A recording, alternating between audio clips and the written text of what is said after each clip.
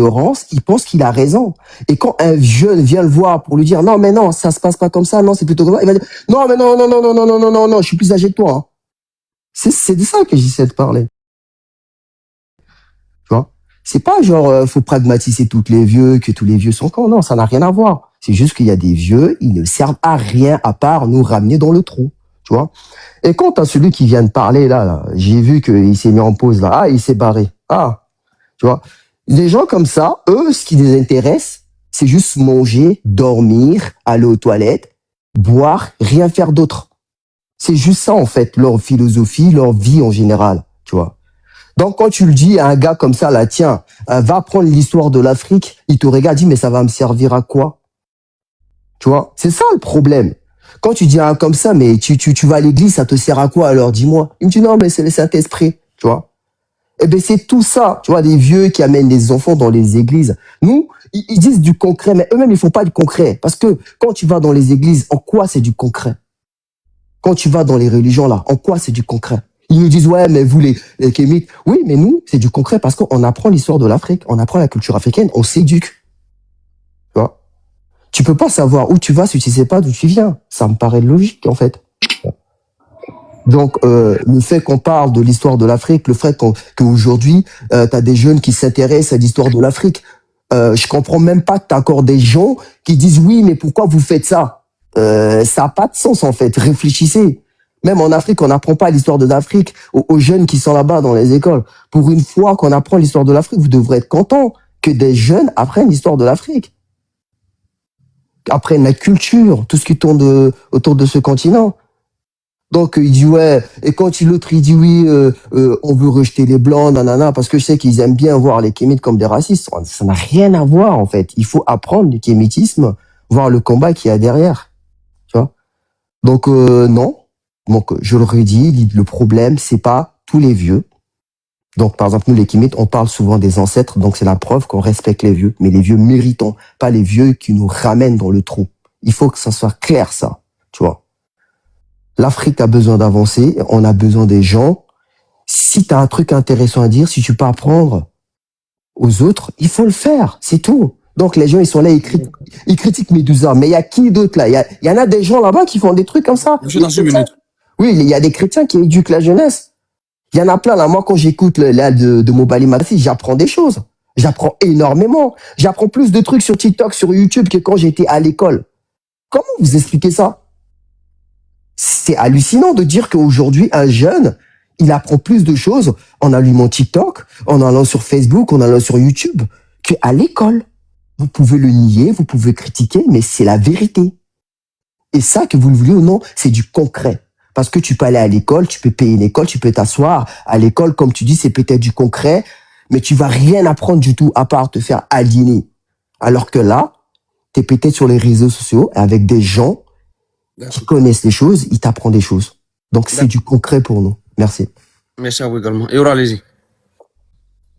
Bon, écoutez, on en arrive à cela. À moins que pour Imhotep ou Prince, leurs parents s'appelleraient Dumbi Fakoli ou Mobali Makassi, à moins que ce soit cela, sinon autrement, ceux qui les ont engendrés aussi doivent être des déchets qu'on doit ramener quelque part. Et d'ailleurs, à moins que, effectivement, que vos mères ne puissent pas vous dire ce qui est de l'ordre de la vérité, effectivement, dans ce cas, nous pourrons comprendre pourquoi des rejetons aussi inutiles que vous, si vraiment c'est pour avoir ce genre de sottise, ce genre de merde sur ce panel.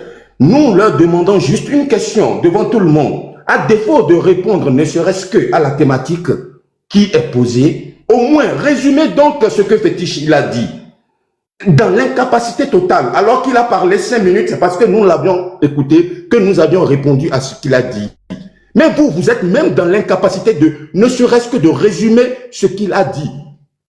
Et si il ne m'a pas attaqué lors de sa deuxième prise de parole, c'est parce qu'il a compris quelque part mon discours et qu'il a compris que je ne suis pas fondamentalement opposé à la question du franc CFA. Il comprend juste que moi, je mets une nuance sur sa position à lui et non sur le fait que je pense qu'il faut maintenir le franc CFA coûte que coûte. Mais non. vous êtes dans une sorte de délire qui n'engage que votre propre personne. Et pour ma part, sincèrement, si je ne le pense pas, honnêtement, pour moi, vous devrez être de l'ordre de ceux qu'on a tirés avec les chasses d'eau. Parce que cela nous éviterait d'avoir aussi des abrutis et des cancres aussi malsains, incestueux, même si je vais jusque-là, comme vous autres. C'est quand même hallucinant. La seule chose qu'on leur demande, il y a une thématique. Parlez donc de la thématique. Ils n'en parlent pas. Nous ne demandons pas à ce qu'une solution soit trouvée par fétiche de guerre. Non. La seule raison pour laquelle nous parlons de solution, c'est de dire, nous avions posé la problématique.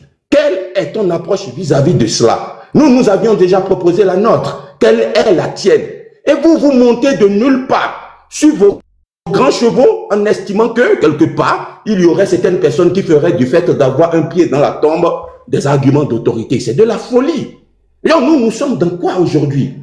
Nous sommes dans quoi? Et cela me rappelle, il y a de cela quelques années en arrière, quand Pamela Anderson, effectivement, c'est pas une figure assez extraordinaire que ça, mais dans sa lutte pour ce qui est de l'ordre de l'écologie, elle disait ceci. Pour ma part, je pense que tout le monde ne devrait pas mettre au monde. Et honnêtement, je ne sais pas où ils sont, les parents de ces deux jeunes hommes aujourd'hui.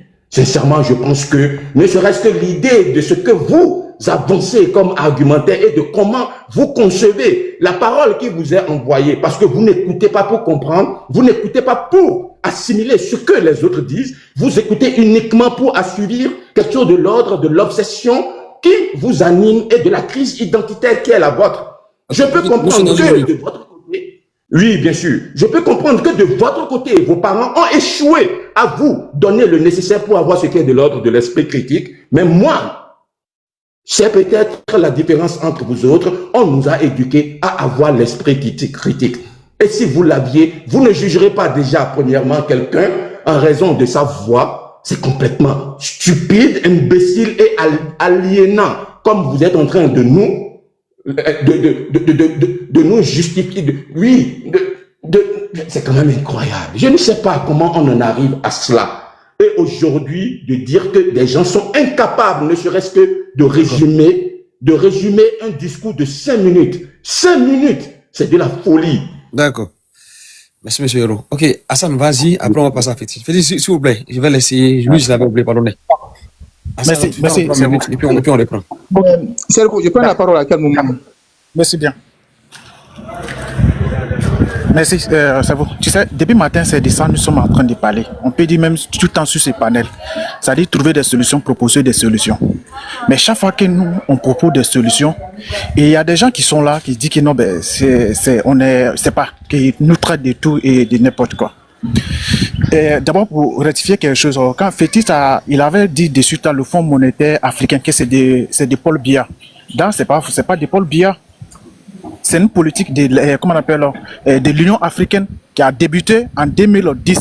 C'est vrai que pour le moment, le chef a décidé d'être au Cameroun, mais il a parlé comme si c'était le Cameroun qui avait mis ça en place. C'est pas vrai. C'est une politique de l'Union africaine. Et on a parlé de solutions. Qu'est-ce que pour le moment, nous savons tous, on le dit chaque fois sur ces panels ici, nous savons ce qui a été fait, ce qui est en train d'être fait et ce qui va se faire dans les années si on reste là à ne rien faire ou bien à ne pas proposer de solution ou bien à ne pas trouver de solution. Fétis nous dit, on ne sort pas comme ça du franc CFA. Ça fait 43 ans que Paul Biya est au pouvoir. Et des 43 ans, Paul Biya n'a pas encore la stratégie pour sortir du franc CFA. Et lui, Paul Biya, il a la possibilité de faire beaucoup de choses, mais il dit encore, c'est pas qu'on se débarrasse des gens, allons-y doucement. Mais nous qui sommes moins âgés, ou Paul Biya, son pouvoir est plus âgé que nous disons, c'est vrai, les choses, on n'est pas d'accord avec tout. Tout n'est pas rose, on nous a fait ça, on nous continue de nous faire ça. Mais en attendant, voici des solutions que nous, on veut adopter ou qu'on adopte pour lutter un peu contre le chômage, pour prendre aussi l'économie que nous voulons. On nous dit de ne pas dire ça. Mais celui qui a le pouvoir depuis 40 ans, qui a l'armée, qui a tout ce qu'il faut, lui, on lui dit non, il faut le laisser, c'est pas comme ça, on sort du franc CFA. Il faut lui donner encore 500 ans pour qu'il trouve la stratégie. Jusqu'à venir prendre un projet continental et coller à ces derniers. Non. Ici, on parle de solutions. On dit, En attendant là, ce qui se passe là, est-ce qu'on doit rester les bras croisés ou soit est-ce qu'on doit dégager toutes ces personnes avant de se mettre à travailler? Et ce qu'on voit, les chefs d'État qu'on félicite aujourd'hui, ils sont dans la même logique que nous. Ils agissent en combattant. Ils dénoncent et en travaillant un peu avec ce qui est là. Les microfinances existent au Cameroun. Les banques finances existent au Cameroun. C'est les mêmes taux d'intérêt que les gens prennent dans ces pays. Les systèmes que nous dénonçons dans les autres pays là, c'est le même système encore au Cameroun. Mais Paul Biya fait ça. Paul Biya fait avec ça en attendant de trouver la solution que Fétiche de Guerre est en train de nous parler. Donc pour nous là, on dit, c'est vrai. Pour nous, on dit, c'est vrai. On n'est pas d'accord avec tout, tout n'est pas bien. On sait ce qui s'est fait, ce qui a été fait, ce qui va se faire. Mais en attendant de régler tout, il ne faut pas rester assis. Il faut faire quelque chose avec ce qu'on a d'abord. Et au fur et à mesure, on prend de la place, on enlève qui on veut. Et au fur et à mesure, on grandit. On dit, non, de ne pas dire ça. Et on va soutenir un chef d'État. Et nous qui sommes les plus petits, 20 ans, 30 ans, qui essayons de faire quelque chose pour lutter contre le chômage. C'est quelqu'un qui a fait là, c'est quelqu'un qui n'est pas libre. On nous dit non, la solution que nous présentons, il ne faut pas qu'on va dire ça. Mais on est d'accord avec la solution de quelqu'un qui a fait 43 ans au pouvoir. Donc à un moment donné, si on veut vraiment des solutions pour l'Afrique, il faut être constant, logique, et il ne faut pas voir les solutions à géométrie variable. Lorsque ça nous arrange, lorsqu'on adore l'autre, on trouve des arguments pour le soutenir, pour le défendre. Et quand ton frère te dit qu'il est dans la même lutte que toi, puisque lui n'insulte pas, lui ne dit pas qu'il faut chasser tout le monde, il dit non, c'est vrai. Allons-y, faisons ça en attendant et on dénonce, mettons-nous au travail en attendant, on dénonce pour chasser les gens. Oui, bon, je ne sais pas où il y a la confusion, où on doit se poser ici, si on ne veut pas créer des débats qui n'ont pas... Parce que pour moi, on parle de la même chose. Seulement que d'autres ont les mêmes demandes. Vous là, qu'est-ce que vous proposez? Pour demander rien que nous, qu'est-ce que vous proposez? Il y a des gens qui disent, mais pourquoi on doit poser ce genre de questions? On est dans la merde, il ne faut même pas poser cette question. Il faut les chasser d'abord avant de penser à ça. Ok, merci. Ok, faites déjà, allez-y. Oui, en fait, ce qui est marrant, cerveau libéré, c'est que quand tu lis les documents du parlementaire ou sénatoriaux français, le chef de l'État à abattre en Afrique francophone, c'est Paul Biya. Quand tu lis les rapports parlementaires français, l'ennemi aujourd'hui en Afrique francophone, c'est Paul Biya. Et ce qui est marrant, c'est que quand on vous écoute sur ce panel, votre ennemi juré, c'est Paul Biya. C'est incroyable. C'est-à-dire que vous avez les mêmes intérêts que la France. On pourrait même se demander, enfin bref, vous comprenez ce que je veux dire. Mais moi, je veux parler aux 15-25 ans qui écoutent ce live. Alors, il y a un vieux débile ici, quand il était à court d'arguments, il m'a attaqué sur ma vie privée. J'ai loupé ma vie en Europe, j'ai fait ceci, j'ai fait cela. Alors on va financer des infrastructures avec des microcrédits. Hein? On va financer des industries avec des microcrédits. Je pense que c'est vous qui êtes des malades. Et les jeunes qui sont montés ici vous ont demandé de vous taire. Parce que 99% des vieux en Afrique, en matière d'économie, de monnaie, de géopolitique, sont totalement à la rue. Allez prier Jésus-Christ. C'est ce que les Blancs vous ont enseigné pendant 60 ans. Entre 1960 et 2020, vous êtes les champions du monde de Allah, de Jésus-Christ. Restez dans vos spécialités, les gars. Vous êtes les champions du monde de la place au paradis. Vous êtes devenus tellement bêtes qu'il y a même des pasteurs en Afrique qui vous vendent des terrains au paradis. Et vous achetez? Ben oui. Alors quand les jeunes vous demandent de la fermer, parce que l'avenir dont on est en train de parler, c'est la leur. Vous êtes des ratés des religions. Alors allez lire Luc, verset machin, ceci, cela. Ça va vous apprendre ce que c'est qu'un marché obligataire. En fait, vous êtes des jaloux, des ratés jaloux. Et quand on vous met devant, quand on vous dresse un miroir, vous commencez à devenir haineux. Vous ne connaissez rien. Alors vous savez ce que vous allez faire? Acharnez-vous sur Paul Biya. Qu'il reste au pouvoir, qu'il ne reste pas au pouvoir, votre existence misérable restera la même. Les jeunes aujourd'hui veulent renverser la table. Je suis désolé, quand on a vomi, on a vomi. Aujourd'hui, ça fait à peu près 2h30 ou 3 heures que je suis sur ce live. Personne n'a incriminé la France. Vendu que vous êtes en train de protéger vos cartes de séjour. Personne n'a incriminé la France. Personne. Ah oui, il faut renouveler vos cartes de séjour, les gars. Hein? On parle pas du blanc, hein? Eh oui. Et vous êtes tous comme ça, des corrompus. Non, tu comprends? Non, tu comprends? On peut faire évoluer. Il y avait un petit Ivoirien là. La France a tiré sur la foule en Côte d'Ivoire. Hein? La France a tiré sur les Camerounais au Cameroun. Vous avez déjà vu une base militaire française au Cameroun? Hein? Vous croyez que les Libanais font la loi au Cameroun? Vous pensez que les Camerounais sont fous de garder Paul Biya? Vous avez déjà vu des soldats camerounais au Mali pour renverser Assimi Goïta? On a vu des soldats ivoiriens, non? Mais pourquoi vous applaudissez l'AES et vous détestez Paul Biya? Mais qui a reçu les leaders indépendantistes maliens dans son pays? C'est pas Paul Biya? Hein? Vous pensez qu'Assimi Goïta peut dire du mal de Paul Biya? En fait, vous êtes des égarés. Alors, votre spécialité, comme c'est les religions, faut rester dans les religions. Ne parlez pas de monnaie, d'économie, de géopolitique. Non, allez prier Allah et son prophète Walali, Lala, Walala, Lali. Allez-y, c'est ça, c'est comme ça on vous a éduqué pour ces choses-là. On ne vous a pas éduqué pour le monde réel. Parce que le monde réel, pour étudier le monde réel, ça sous-entend qu'on est allé s'informer, se documenter, étudier, et ensuite on peut parler. Mais on ne parle pas quand on a le cerveau vide. Et je n'ai jamais fait référence ici à Monsieur Ewouro, parce que vous êtes insignifiant, Monsieur Ewouro. Vous êtes ce que l'Afrique, la jeunesse africaine est en train de vomir aujourd'hui.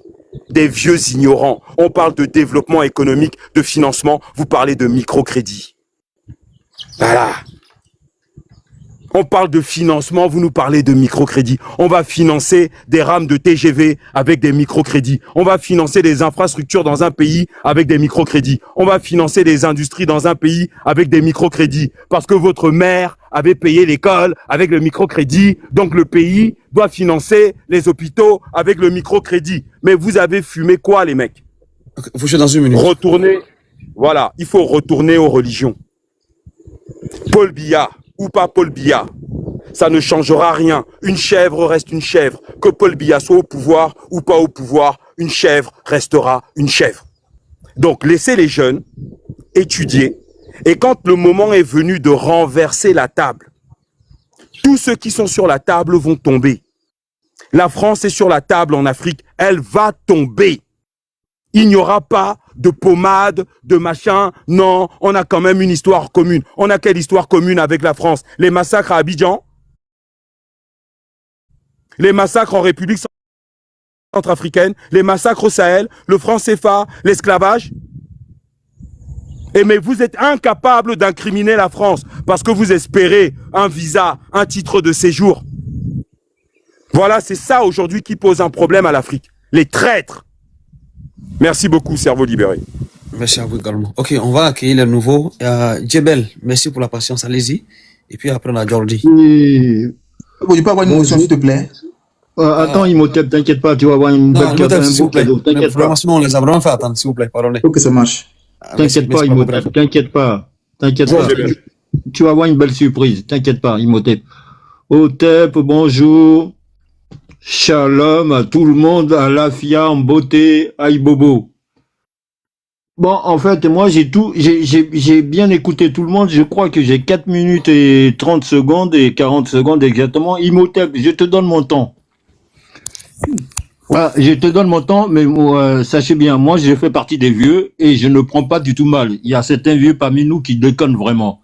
Mais je préfère laisser la parole à la jeunesse, une jeunesse qui est consciente, qui voit réellement ce qui est en train de se passer. Donc, j'ai déjà presque bientôt utilisé 1 minute. Il va te rester 4 minutes. S'il te plaît, l'autre, si tu veux bien, c'est vous libérer.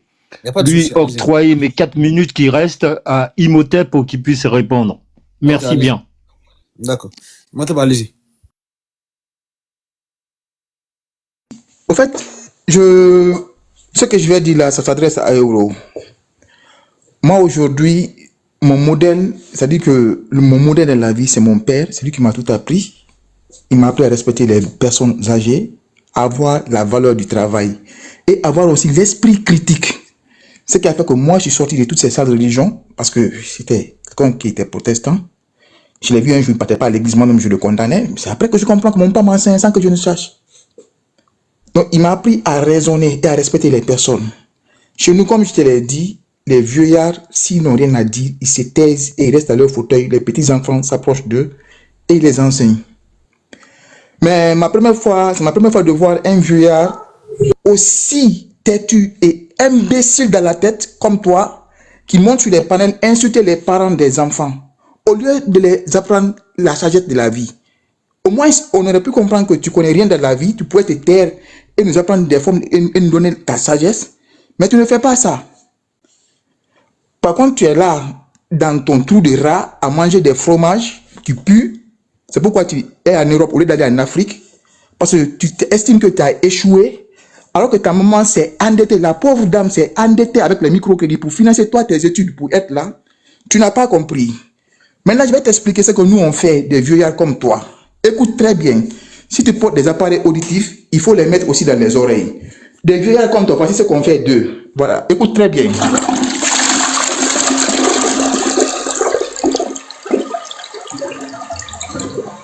Voilà. On se débarrasse de comme on se débarrasse des déchets avec la charge d'eau. C'est comme ça on va se débarrasser de toi sur TikTok. Tu veux être respecté, reste en bas, écoute-nous ou bien tu restes dans ta maison. Sinon on se débarrasse de toi, on te fout la merde d'ici. Si tu ne te respectes pas, nous on va te respecter à cause de ta maman parce que c'est une pauvre dame qui s'est sacrifiée pour que tu viennes en Europe étudier. Si tu as échoué, reste dans ton tour de rat. Reste dans ton tour de rat. Voilà. Nous on a à apprendre. On veut rien apprendre de toi. Continue à faire ta clique et toi là, on se débarrasse de toi comme on se débarrasse des déchets de la douche. Juste ce que j'avais à dire. Je ne vais pas insulter tes parents, j'ai du respect pour eux. Ce sont nos ancêtres. Ok, je ne sais pas des personnes vraiment risquent de nous fatiguer en fait. Ok, monsieur Jordi, allez-y. Jordi, vous m'entendez? Oui, salut à tout le panel. Alors, désolé, j'ai pris le live en cours. J'apporte ma petite contribution. Moi, je pense qu'on ne doit pas tirer sur les vieillards, mais là, ça dépend de la posture du vieillard en question. Moi qui vous parle, je suis un jeune qui a grandi dans une famille chrétienne, de père comme de mère. Je dirais que à chaque époque, voilà, on a nos combats à mener. Le problème se pose quand certains vieillards veulent, au lieu de se taire, prendre certaines postures. Alors là, ça ne va pas. Moi qui vous parle, mon père est un catholique aguerri. Ma maman aussi, même si j'ai pu, voilà, un peu l'enlever des dents, mais mon père, il n'y a rien à faire. Du moment où mon père, il ferme sa gueule, il m'observe prendre ma posture, il m'observe avec mes prises de position, il m'observe, n'est-ce pas, transmettre des valeurs à mes enfants et tout. Là, ça va, c'est un vieux, je garde son respect. Mais si il arrive que lui, je parle là de mon papa et je ne parle pas du papa de quelqu'un, je parle de l'homme qui m'a fait venir sur cette terre. Mais si ce papa-là, il commence à critiquer mes choix, il commence à vouloir me persécuter parce que j'ai décidé de sortir, moi et ma future génération, de l'aliénation religieuse et entrer dans la connaissance, alors là, je vais réagir. Pas brutalement, hein, avec les mots, je vais prendre une posture ferme vis-à-vis de lui. J'ai pris une résolution. Le préambule de mon mariage, de la femme avec qui je partage ma vie actuellement, avec qui un enfant, c'était ma chérie. Le jour que, par erreur, en mon absence ou ma présence, tu amènes un des enfants, il y a une fille actuellement, tu amènes un des enfants à aller s'asseoir quelque part, où on va dire Alléluia, Amen. Si on te gifle le côté gauche, montre le côté droit. Si ça ne va pas, si tu as faim, il faut mettre tes genoux au sol, il faut prier. Si tu travailles 10 000, il faut donner tel pourcentage, c'est la dîme. Afin que, il faut, etc., etc., etc. Le mariage là va se gâter. Aujourd'hui, j'ai des enfants qui grandissent très loin de la religion. Très loin. Tu entres dans ma maison. Tu commences avec par la grâce de Dieu, je te fous à la porte.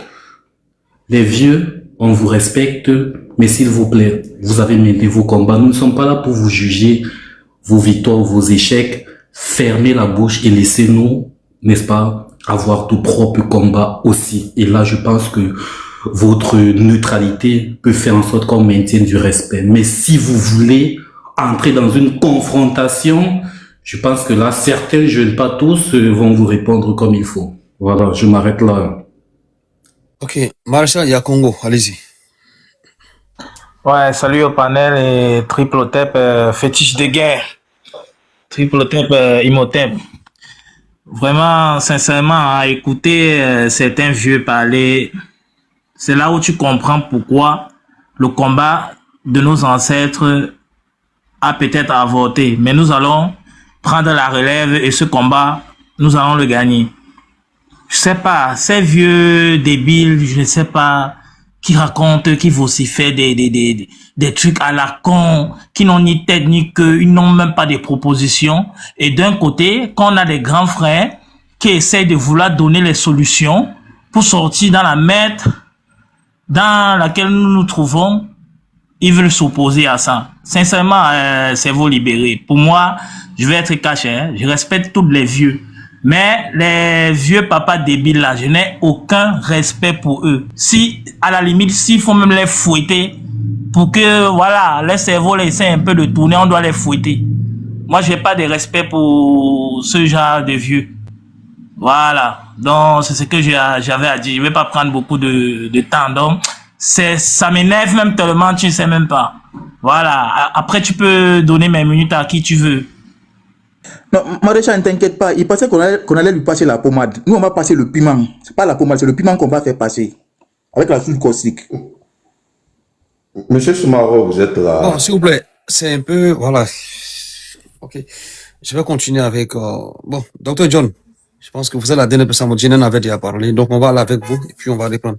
Donc, j'espère que vous allez bien. Oui, je vais bien, je vais bien.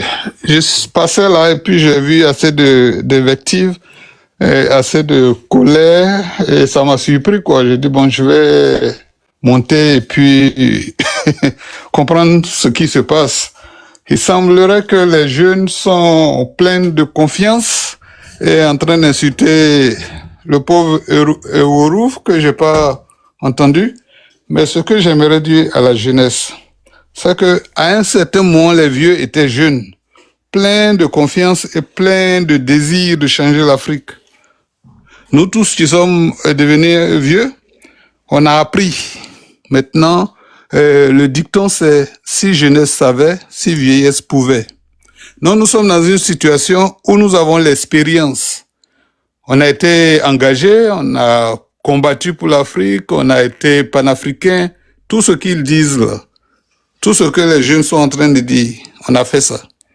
Et on s'est surpris que ça n'a rien changé. Bon, ça a changé quelque chose, ça a donné naissance à ces jeunes-là qui croient qu'ils ont la connaissance, alors qu'ils ne savent pas. Quand j'écoute la majorité des jeunes, ils ne connaissent pas beaucoup.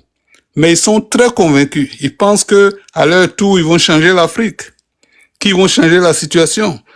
Mais la situation est telle que si on le leur expliquait, ils comprendraient que la situation est difficile. C'est pas seulement les idées qui manquent, c'est que il y a l'opposition même, l'Occident qui nous a colonisés ne veut pas nous laisser aller. Donc, le sujet de la discussion, c'est les moyens financiers pour financer les projets. Moi, j'ai une ONG qui parle de microfinance. Même les Rotariens parlent de microfinance pour aider. Celui qui ne peut pas avoir un crédit, il se met ensemble et puis il a un petit projet parce que lui, c'est sa nourriture qu'il cherche. J'ai un autre projet qui est de développer le Libéria. La question qu'on se pose, c'est où trouver les finances? On doit faire les routes, on doit faire les barrages, on doit former les jeunes. Il y a beaucoup de projets pour le Libéria.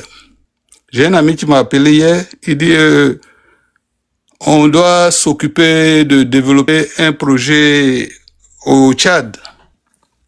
J'ai un autre ami qui est en Angola, qui m'appelle jour et nuit.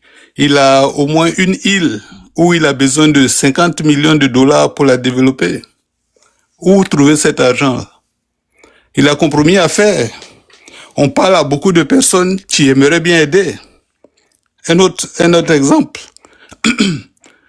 La Maison Blanche nous a prêté, elle voulait donner environ 50 millions de dollars au Burkina pour développer les mines. Ils ont refusé. Ils ont voulu simplement pour montrer bonne foi envers Guinée-Bissau. Ils m'ont appelé, est-ce que tu connais quelqu'un là-bas? On va lui donner 10 millions de dollars pour ce qu'on appelle bonne foi, pour qu'ils prennent le prêt qu'ils sont prêts à leur donner. Les gens du Guinée-Bissau ont refusé. Les Maliens ont refusé, les Burkinabés ont refusé. On a passé près de 3 heures à attendre que le ministre des Finances du Burkina vienne pour qu'on signe ce deal-là. La situation que nous vivons c'est pas en insultant les vieux qu'on va la résoudre. Ce n'est pas en laissant les religions. Les gens ne savent pas ce que c'est que la religion. Ils parlent de oui, bon, on va aller chez les ancêtres. Ça, c'est de la comédie. Parce que si tu t'assois et puis tu regardes ce monde que Dieu a créé là, si tu regardes le monde, comment ça a été créé. Moi, j'ai enseigné la création du monde, bon Dieu. J'ai enseigné en biologie, le premier cours que tu enseignes à l'université, c'est qui a créé, comment la vie est sortie sur la terre. Je demandais à mes jeunes étudiants, vous là, d'où est-ce que l'eau est venue? Est-ce que l'eau a été transportée sur la terre ou l'eau ça a été générée? Le premier devoir qu'ils devaient me fournir, c'était l'origine de l'eau sur la terre. Ça, ce sont de bonnes questions. Quand on voit la création, on est obligé. Vous êtes dans une minute. Oui, on est obligé de venir à la conclusion que c'est Dieu, il y a quelqu'un d'extérieur qui a créé. C'est pas le Big Bang. Parce que le Big Bang, c'est quelques minutes après. C'est quelqu'un qui a commencé, qui a appuyé le bouton pour que tout commence. On peut pas dire que Dieu n'existe pas. Personne ne peut le prouver. On peut pas. Donc, la religion, Bravo, j'ai une question, s'il te plaît. La religion consiste donc à se reconstituer avec le divin, celui qui a créé. Tout ce qui parle là, il ne peut pas donner la réponse de qui a créé le commencement. Ils peuvent pas. Ils vont tergiverser par eux, mais ça va pas. Ça convainc personne. Donc la religion s'impose à nous. D'accord. Vous prenez la question de Fédi. Fédi, c'est quoi la question? Bravo, s'il te plaît. Oui, j'ai une motion à ce qu'il vient de dire. Alors à tous les jeunes qui viennent d'écouter ce que le papa s'y a dit. Il vient d'avouer devant 400 personnes qu'il est un agent des Américains en Afrique, parce que les États-Unis passent par lui pour essayer de financer des projets au Burkina Faso. Mais les États-Unis, quand ils te donnent 10 millions de dollars, c'est qu'il faut que tu saches que dans les 20 ans qui vont suivre, tu vas donner à peu près 500 000 cadavres de ta propre population. Il n'y a pas plus diabolique que les États-Unis. Et là, il n'a même pas conscience de ce qu'il est en train de faire. Il vous explique qu'il est l'agent des Américains auprès du Burkina Faso, auprès de la Guinée. Mais ces pays-là ont refusé. Pourquoi? Parce qu'aujourd'hui, tous les Noirs qui traitent avec ces pays-là, qui nous ont esclavagisés et meurtres. Mais les Américains ont fait quoi pour la sécurité de Thomas Sankara jusqu'à ce qu'on aille prendre leur argent aujourd'hui? Rien. Les Américains ont soutenu la France dans toutes les guerres et les assassinats que la France a fait en Afrique. Donc le vieux, en 2025, vous explique que les Américains, dans leur grande bonté, après avoir massacré 2 millions d'êtres humains en Irak, après avoir soutenu la France en République centrafricaine, après avoir fourni et financé et organisé le terrorisme international qui a sévi dans le Sahel, ce sont ces mêmes Américains dont le vieux qui est ici là vient de vous expliquer que non, lui, il est avec les Américains, à telle enseigne que quand les Américains veulent corrompre les pays africains, c'est par lui que les Américains passent, parce qu'ils pensent que les jeunes n'ont pas compris aujourd'hui que tous ceux qui travaillent avec l'OTAN, tous les Noirs qui travaillent avec l'OTAN aujourd'hui, qui vont sur les réseaux sociaux expliquer que oui, regardez, je suis un homme important, les Américains m'ont contacté pour donner 10 millions de dollars au Burkina Faso et le Burkina Faso a refusé. C'est les traîtres. C'est les traîtres. En Chine, si cet homme était chinois, Je peux pas. et que si cet homme, oui monsieur, on a bien écouté ce que vous avez dit. On a bien écouté ce que vous avez dit. Vous êtes un agent américain en Afrique. C'est-à-dire que vous êtes capable de prendre l'argent d'un pays qui a meurtri l'Afrique. Les États-Unis sont les patrons de l'OTAN. Toutes les guerres qu'il y a eu en Afrique, les États-Unis ont été impliqués financièrement, militairement. Et vous venez nous expliquer en 2025 sur un panel que vous, le vieux, et en plus vous renchérissez en expliquant que la religion, c'est bon pour les Africains. Alors maintenant, très bien pour les Africains. Docteur John, tous les jeunes qui suivent cela, laissez-le finir en 2 minutes, vous allez répondre. Vous allez avoir le temps de répondre. À tous les jeunes qui suivent ce live, et tous les jeunes qui ont dit tout à l'heure que les vieux sont des imbéciles dangereux pour l'avenir et la sécurité des Africains, bah vous avez un parfait exemple là sur le panel. Parce que quand il expliquait que les Américains sont passés par lui pour proposer 10 millions de dollars au Burkina Faso. Mais quand les Burkinabés se faisaient massacrer là, par les terroristes financés par les Américains d'ailleurs, et la France, les États-Unis étaient où pour arrêter leurs agents, leurs mercenaires? Donc maintenant que le Burkina Faso est sécurisé, les États-Unis vont chercher leurs nègres de maison pour dire vas-y, va dire là-bas là, en Afrique chez toi, Bamboula, viens ici. Ouais, Bamboula, putain, viens ici, merde. Oui, vraiment, monsieur Leblanc, je suis là. Hein. Bah, tu vas aller dire là-bas, au Burkina Faso, que nous les Américains, on leur propose 10 millions de dollars, putain. Okay, bah, Bamboula, bah, qu'est-ce qu'il fait lui? Bamboula, bah, il a contacté le ministre des Finances du Burkina Faso. Ouais, vraiment, le maître Blanc a dit qu'ils sont prêts à mettre 10 millions hein, pour financer. Voilà, donc ça, c'est exactement les vieux. Et moi, je m'adresse aux jeunes. Ce genre de vieux-là, faut fuir ça comme de la peste, comme le sida. Parce que c'est à travers eux que c'est-à-dire l'insécurité économique, culturelle, physique de nos nations sont menacées. Et il l'a bien dit lui-même, hein, que les États-Unis sont passés par lui pour proposer 10 millions de dollars au Burkina Faso. C'est-à-dire après 10 ans après 10 ans de massacre au Sahel, vous arrivez à trouver des vieux qui pensent que les États-Unis veulent du bien à l'Afrique. Voilà ce dont vous parliez tout à l'heure. Vous voyez, il en est l'illustration. Lui et Ouro là-haut là. D'accord. Dans le on prend 3 minutes pour répondre aussi, puis je vais passer aux autres. C'est des idioties comme ça là. Après, j'ai une motion hein, pour John. Ce sont ces idiots-là qui emmènent la jeunesse à ne rien faire. Ils sont là, ils parlent, ils insultent les gens, ils ne connaissent rien et ils n'ont rien à proposer. Cet idiot-là, j'en ai vu comme ça quand j'avais 18 ans. Il racontait les mêmes bêtises. Sékou Touré a dit les mêmes choses. Mais lorsque les Russes font les mêmes choses, ils s'éternisent, ils se masturbent sur les réseaux en disant les Américains, les Français, mais vous n'avez rien à proposer, l'argent ça se fabrique pas, ça se prête, ça s'emprunte. Et tu sais pourquoi les Américains ont voulu, c'est Biden qui, lorsqu'il devait quitter, il voulait laisser l'histoire qu'ils ont pu aider les Africains. Parce que lorsque tu es riche, dans le cadre de White House Private Partnership, ils font des bonnes actions. C'est en cela que Biden a décidé de pouvoir aider et avoir un passé d'aide aux Africains. Mais lorsque les Russes sont en Afrique en train d'armer et ne rien faire, quel Russe est venu mourir pour le Burkina? Ils ont vendu les armes comme n'importe qui. Mais est-ce que tu as vu combien de Russes sont morts? Ils ne meurent pas.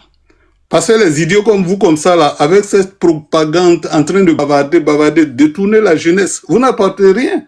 Au moins, nous autres, on parle pour pouvoir construire les usines en Afrique. C'est ce que la jeunesse a besoin. Elle a besoin de job. Elle a besoin d'être formée. Elle n'a pas besoin de rhétorique aussi idiote. Oui, hein, depuis vous êtes là, tu as construit quelle case même chez toi? Tu n'as rien construit, tu n'as rien aidé. Nous, on aide les jeunes. On a école de couture pour les jeunes filles. On a un village biologique agro-pastoral pour former les jeunes. Mais l'argent là, c'est pas nous qui fabriquons. Cette rhétorique, c'est ce mensonge que vous distribuez à la jeunesse. Le kémite, c'est la plus grosse bêtise qui existe. Nous, on a été panafricains. Quand on était en terminale, on écrivait les trucs. Oui, bon, on était engagés. J'ai écrit assez de poèmes pour valoriser l'Afrique. Mais vous êtes là, vous n'avez ni diplôme. Pour vous, diplôme, c'est être agent du diable. Vous n'êtes pas éduqué, vous ne lisez pas. Donc, vous ne connaissez rien, mais vous pouvez bavarder, insulter ceux à qui vous n'arrivez même pas aux orteils. Oui, lui, c'est un agent du blanc. Hein, c'est lui, c'est un agent. Tu connais rien, tu vaux rien. Tu n'es pas éduqué, tu n'as pas l'instruction, tu viens, tu harangues la foule, on vous met ministre, vous volez tout, parce que vous êtes sorti sur la richesse. C'est ce minable-là qui va se mettre sur le forum. Oui, oui. C'est dans une minute. Non, c'est pas comme ça que ça se passe. La réalité, là, c'est que à la fin du mois, tu dois payer tes ouvriers. Tu dois payer tes fonctionnaires si tu es président. Tu vas pas fabriquer le mire comme Gbagbo l'a fait. Tu vas pas le faire. Parce que le mire, personne ne va l'accepter. Et puis, si tu veux vendre ton cacao, là, les Américains, tu vas utiliser ce qu'on appelle le SWIFT. Maintenant, les BRICS ont créé leur monnaie d'échange. La réalité, ce sont pas des bêtises comme ça. La réalité, c'est que tu dois employer tu dois former, tu dois payer le salaire de tes employés, de ton peuple. C'est pas avec des idées comme ça. Oui, oui, c'est lui qui parle de religion, hein. Si je vois mon enfant à l'église, je chasse. Mais c'est idiot. Parce que quand tu seras près de la mort, là, tu vas chercher à voir Dieu. Parce que, pourquoi les gens vont à l'église, petit frère, attends. Pourquoi les gens vont à l'église? C'est pas parce qu'ils sont idiots. C'est parce qu'à un moment. Mon frère, il faut chuter. On a besoin de parler. Il n'y a pas de Vous allez devoir chuter, en fait. Oui, attends, je vais chuter. Okay. Ouais, chute alors, mon frère. Chute. On doit. J'ai une camarade qui vient de mourir du cancer du pancréas. Lorsque tu es prêt. Mon frère, chute. Attends. Lorsque tu es prêt de mourir, la notion de Dieu devient primordiale. Vous ne savez rien, vous êtes jeune, vous croyez que vous allez être toujours jeune, dans 10 ans, vous serez vieux. Okay. Bon, soyez un peu intelligent quand vous intervenez. Les Indiens et les Chinois ne meurent pas. S'il vous plaît. Monsieur Cerveau. S'il vous plaît. Ok, et on reprend avec vous. Allez-y. Bon, vraiment, je sais pas si dans Monsieur Soumaoro. Mais la température monte un peu. Moi, bon, ça. S'il vous plaît, une seconde, pardonnez. Écoutez. La température commence à monter en fait. Si on réduit à un débat des personnes, je pense que je suis dans l'obligation de fermer le panel. Ça ne me servira à rien du tout. Ok, allez-y, monsieur Héron.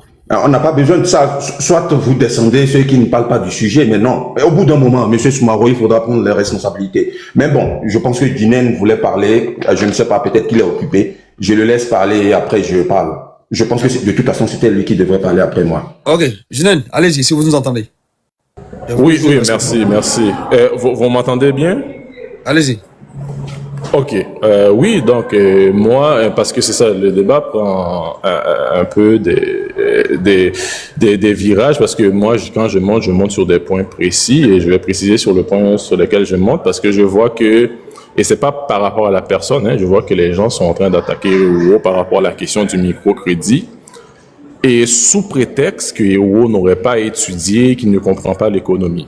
Je tiens à préciser ici, hein, je peux citer au moins 3 prix Nobel, hein, bon, parce que les gens vont dire que les prix Nobel d'économie n'existent pas, 3 prix de la Banque de Suède d'économie qui ont parlé de la question du microcrédit et de l'accès au crédit pour les populations qui sont très peu bancarisées. et l'effet sur l'économie que ça fait. Ça, c'est des principes de base. Et j'enchaîne avec John T quand il dit qu'il y a des gens qui n'ont aucune étude. Parce que moi, cerveau, je comprends bien ton angle. Hein. L'angle que tu prends, tu dis, bon, on nous a donné des logiciels à l'école et que ces logiciels-là, on devrait s'en débarrasser pour se libérer en tant qu'être humain. Je suis d'accord avec ça. Mais cerveau, tu seras d'accord avec moi aussi que il y a l'adage anglais qui te dit « Know the rules and break them ». C'est pas « break everything » alors que tu ne connais rien du tout. Ça, c'est très compliqué. Alors ici, c'est un idéologue qui va nous apprendre que le microcrédit ne sert à rien, il faudrait construire des métros ou quoi que ce soit. Alors que ces métros-là, qu'on va les construire, ça va être au service de qui?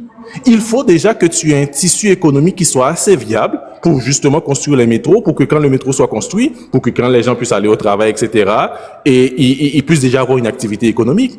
Mais sans le financement, sans l'accès au capital, comment tu peux commencer ce travail économique? Et c'est pourquoi, justement, tu vas voir beaucoup de gens vont supporter des dictateurs, justement, qui vont semer la poudre de perlimpinpin dans les yeux des gens. Ils vont construire des gros trucs, des grosses constructions, des gros ponts, des métros, etc. Mais finalement, il n'y a personne pour les utiliser parce que le tissu économique local n'a pas accès au capital pour se développer. Et qu'est-ce que ça va faire? De l'une de deux choses. C'est soit ça doit donner l'accès aux grandes multinationales qui vont arriver, vont prendre toute l'économie, et dans quel cas, les gens vont encore pleurer. Ou il n'y a même pas d'économie, c'est juste un dictateur et mégalomane qui prend le pouvoir comme ça, qui commence à dépenser l'argent partout où il veut, sous prétexte qu'il est en train de développer. Ça, c'est complètement imbécile et idiot de penser que le vrai développement passe pas nécessairement créer un métro. Avant le métro, il faut créer le tissu économique local. Et le tissu économique local ne passe que par l'accès du capital. Dans des pays africains où les gens sont très peu bancarisés, le microcrédit est une solution. C'est pas que la solution, mais c'est une solution. Et ça, je me base sur le travail d'Esther Duflo, de Banerjee, qui sont 2 prix Nobel d'économie. Je peux même parler de Mohamed News, qui lui est aussi un prix Nobel d'économie. Alors que ici, un idéologue malade qui n'a jamais travaillé dans aucune institution va dire qu'Ewo est un imbécile. Alors qu'il y a des prix Nobel d'économie qui soutiennent ce qu'Ewo dit et que personne ne lui soutient lui. Et c'est pas possible, ça. Ok, Yoro, allez-y. Non, attendez s'il vous plaît. Yoro, allez-y.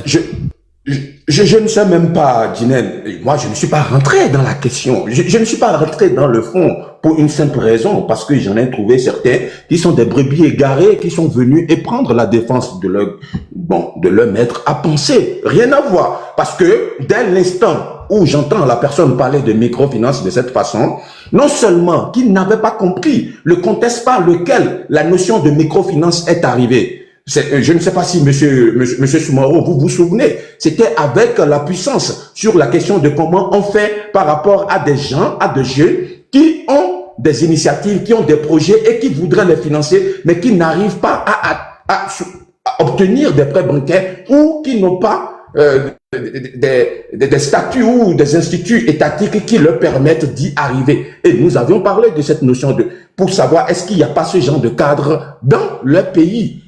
Mais écoutez, j'ai même pas besoin de prix Nobel, j'ai pas besoin de ces études-là, c'est quelque chose que j'ai vécu. Sinon, autrement, je n'en parlerai pas.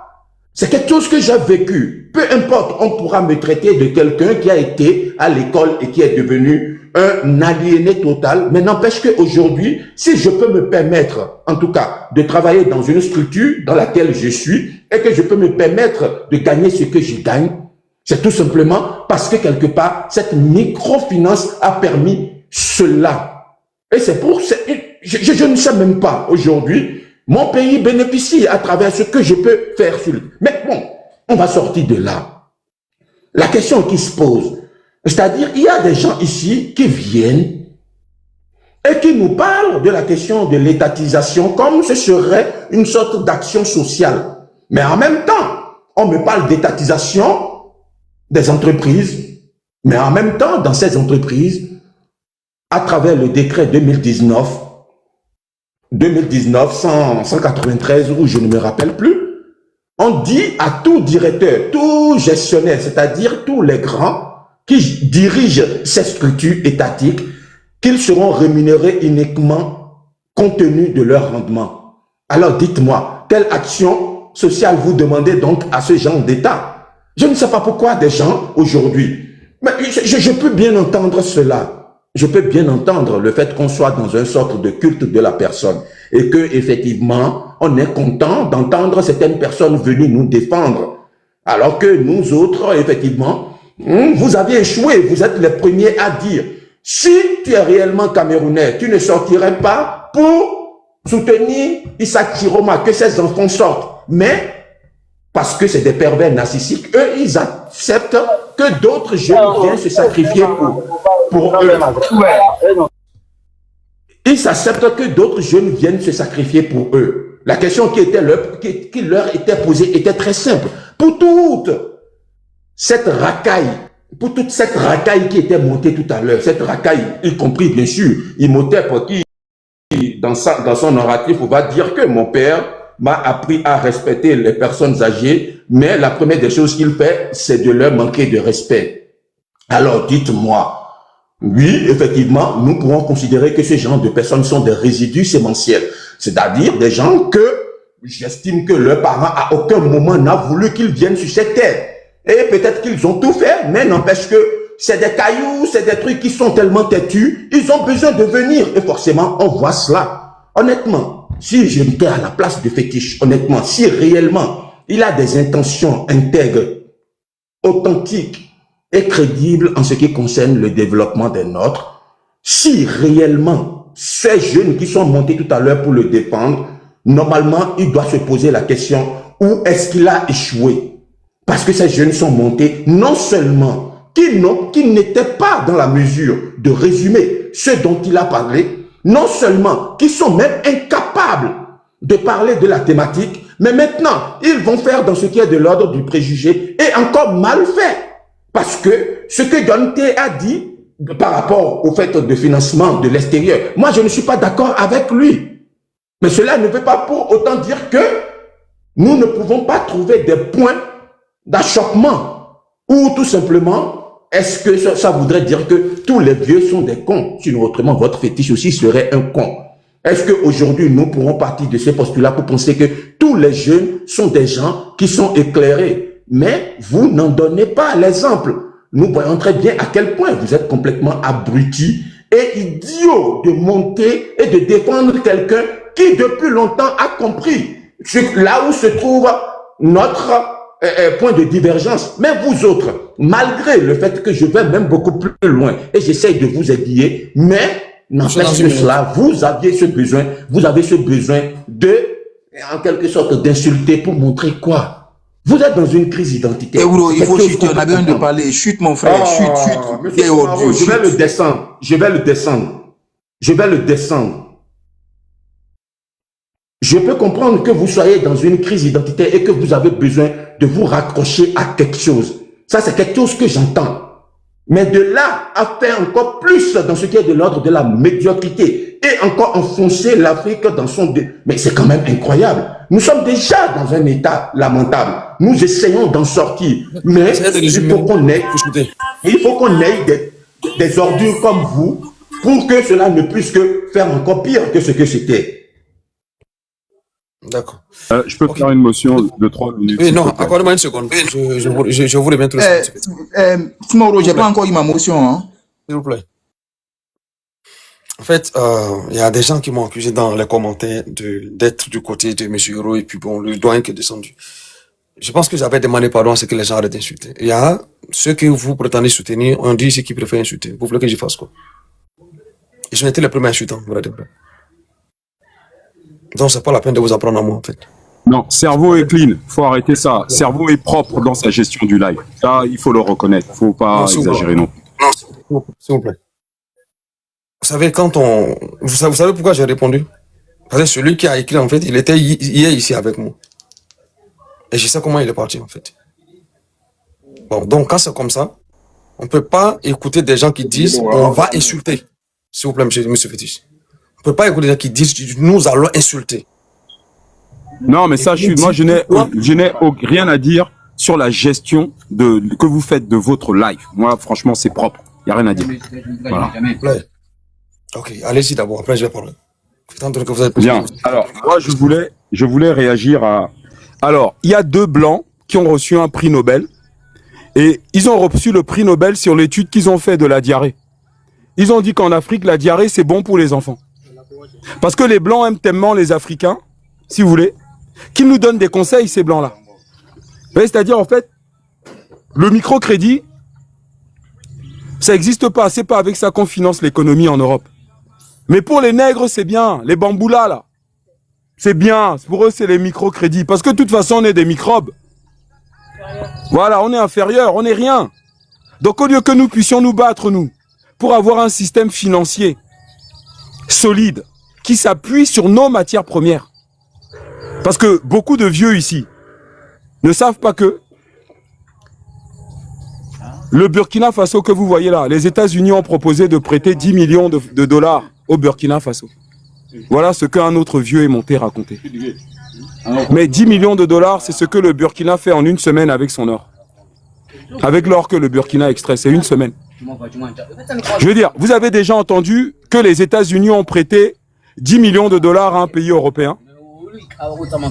10 millions de dollars, c'est une manière de se moquer, de se foutre de la gueule d'un peuple.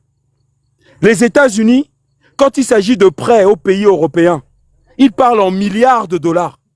Mais quand il s'agit des petits noirs là, les microbes des microcrédits en Afrique, on parle en millions. Mais nous, on n'est plus des microbes. On a encore des vieux qui sont des microbes et qui sont fiers. Mais la jeunesse là, africaine qui est en train de se lever là, plus personne sur cette planète ne les traitera de microbes. 10 millions de dollars, c'est quoi? Je veux dire, pour comprendre ce qui se passe, ton frère au pays te dit, gars, je suis dans la merde. J'ai besoin d'aide. Lui s'attend à ce que tu lui prêtes 40 000, 50 000. Mais tu lui prêtes 500.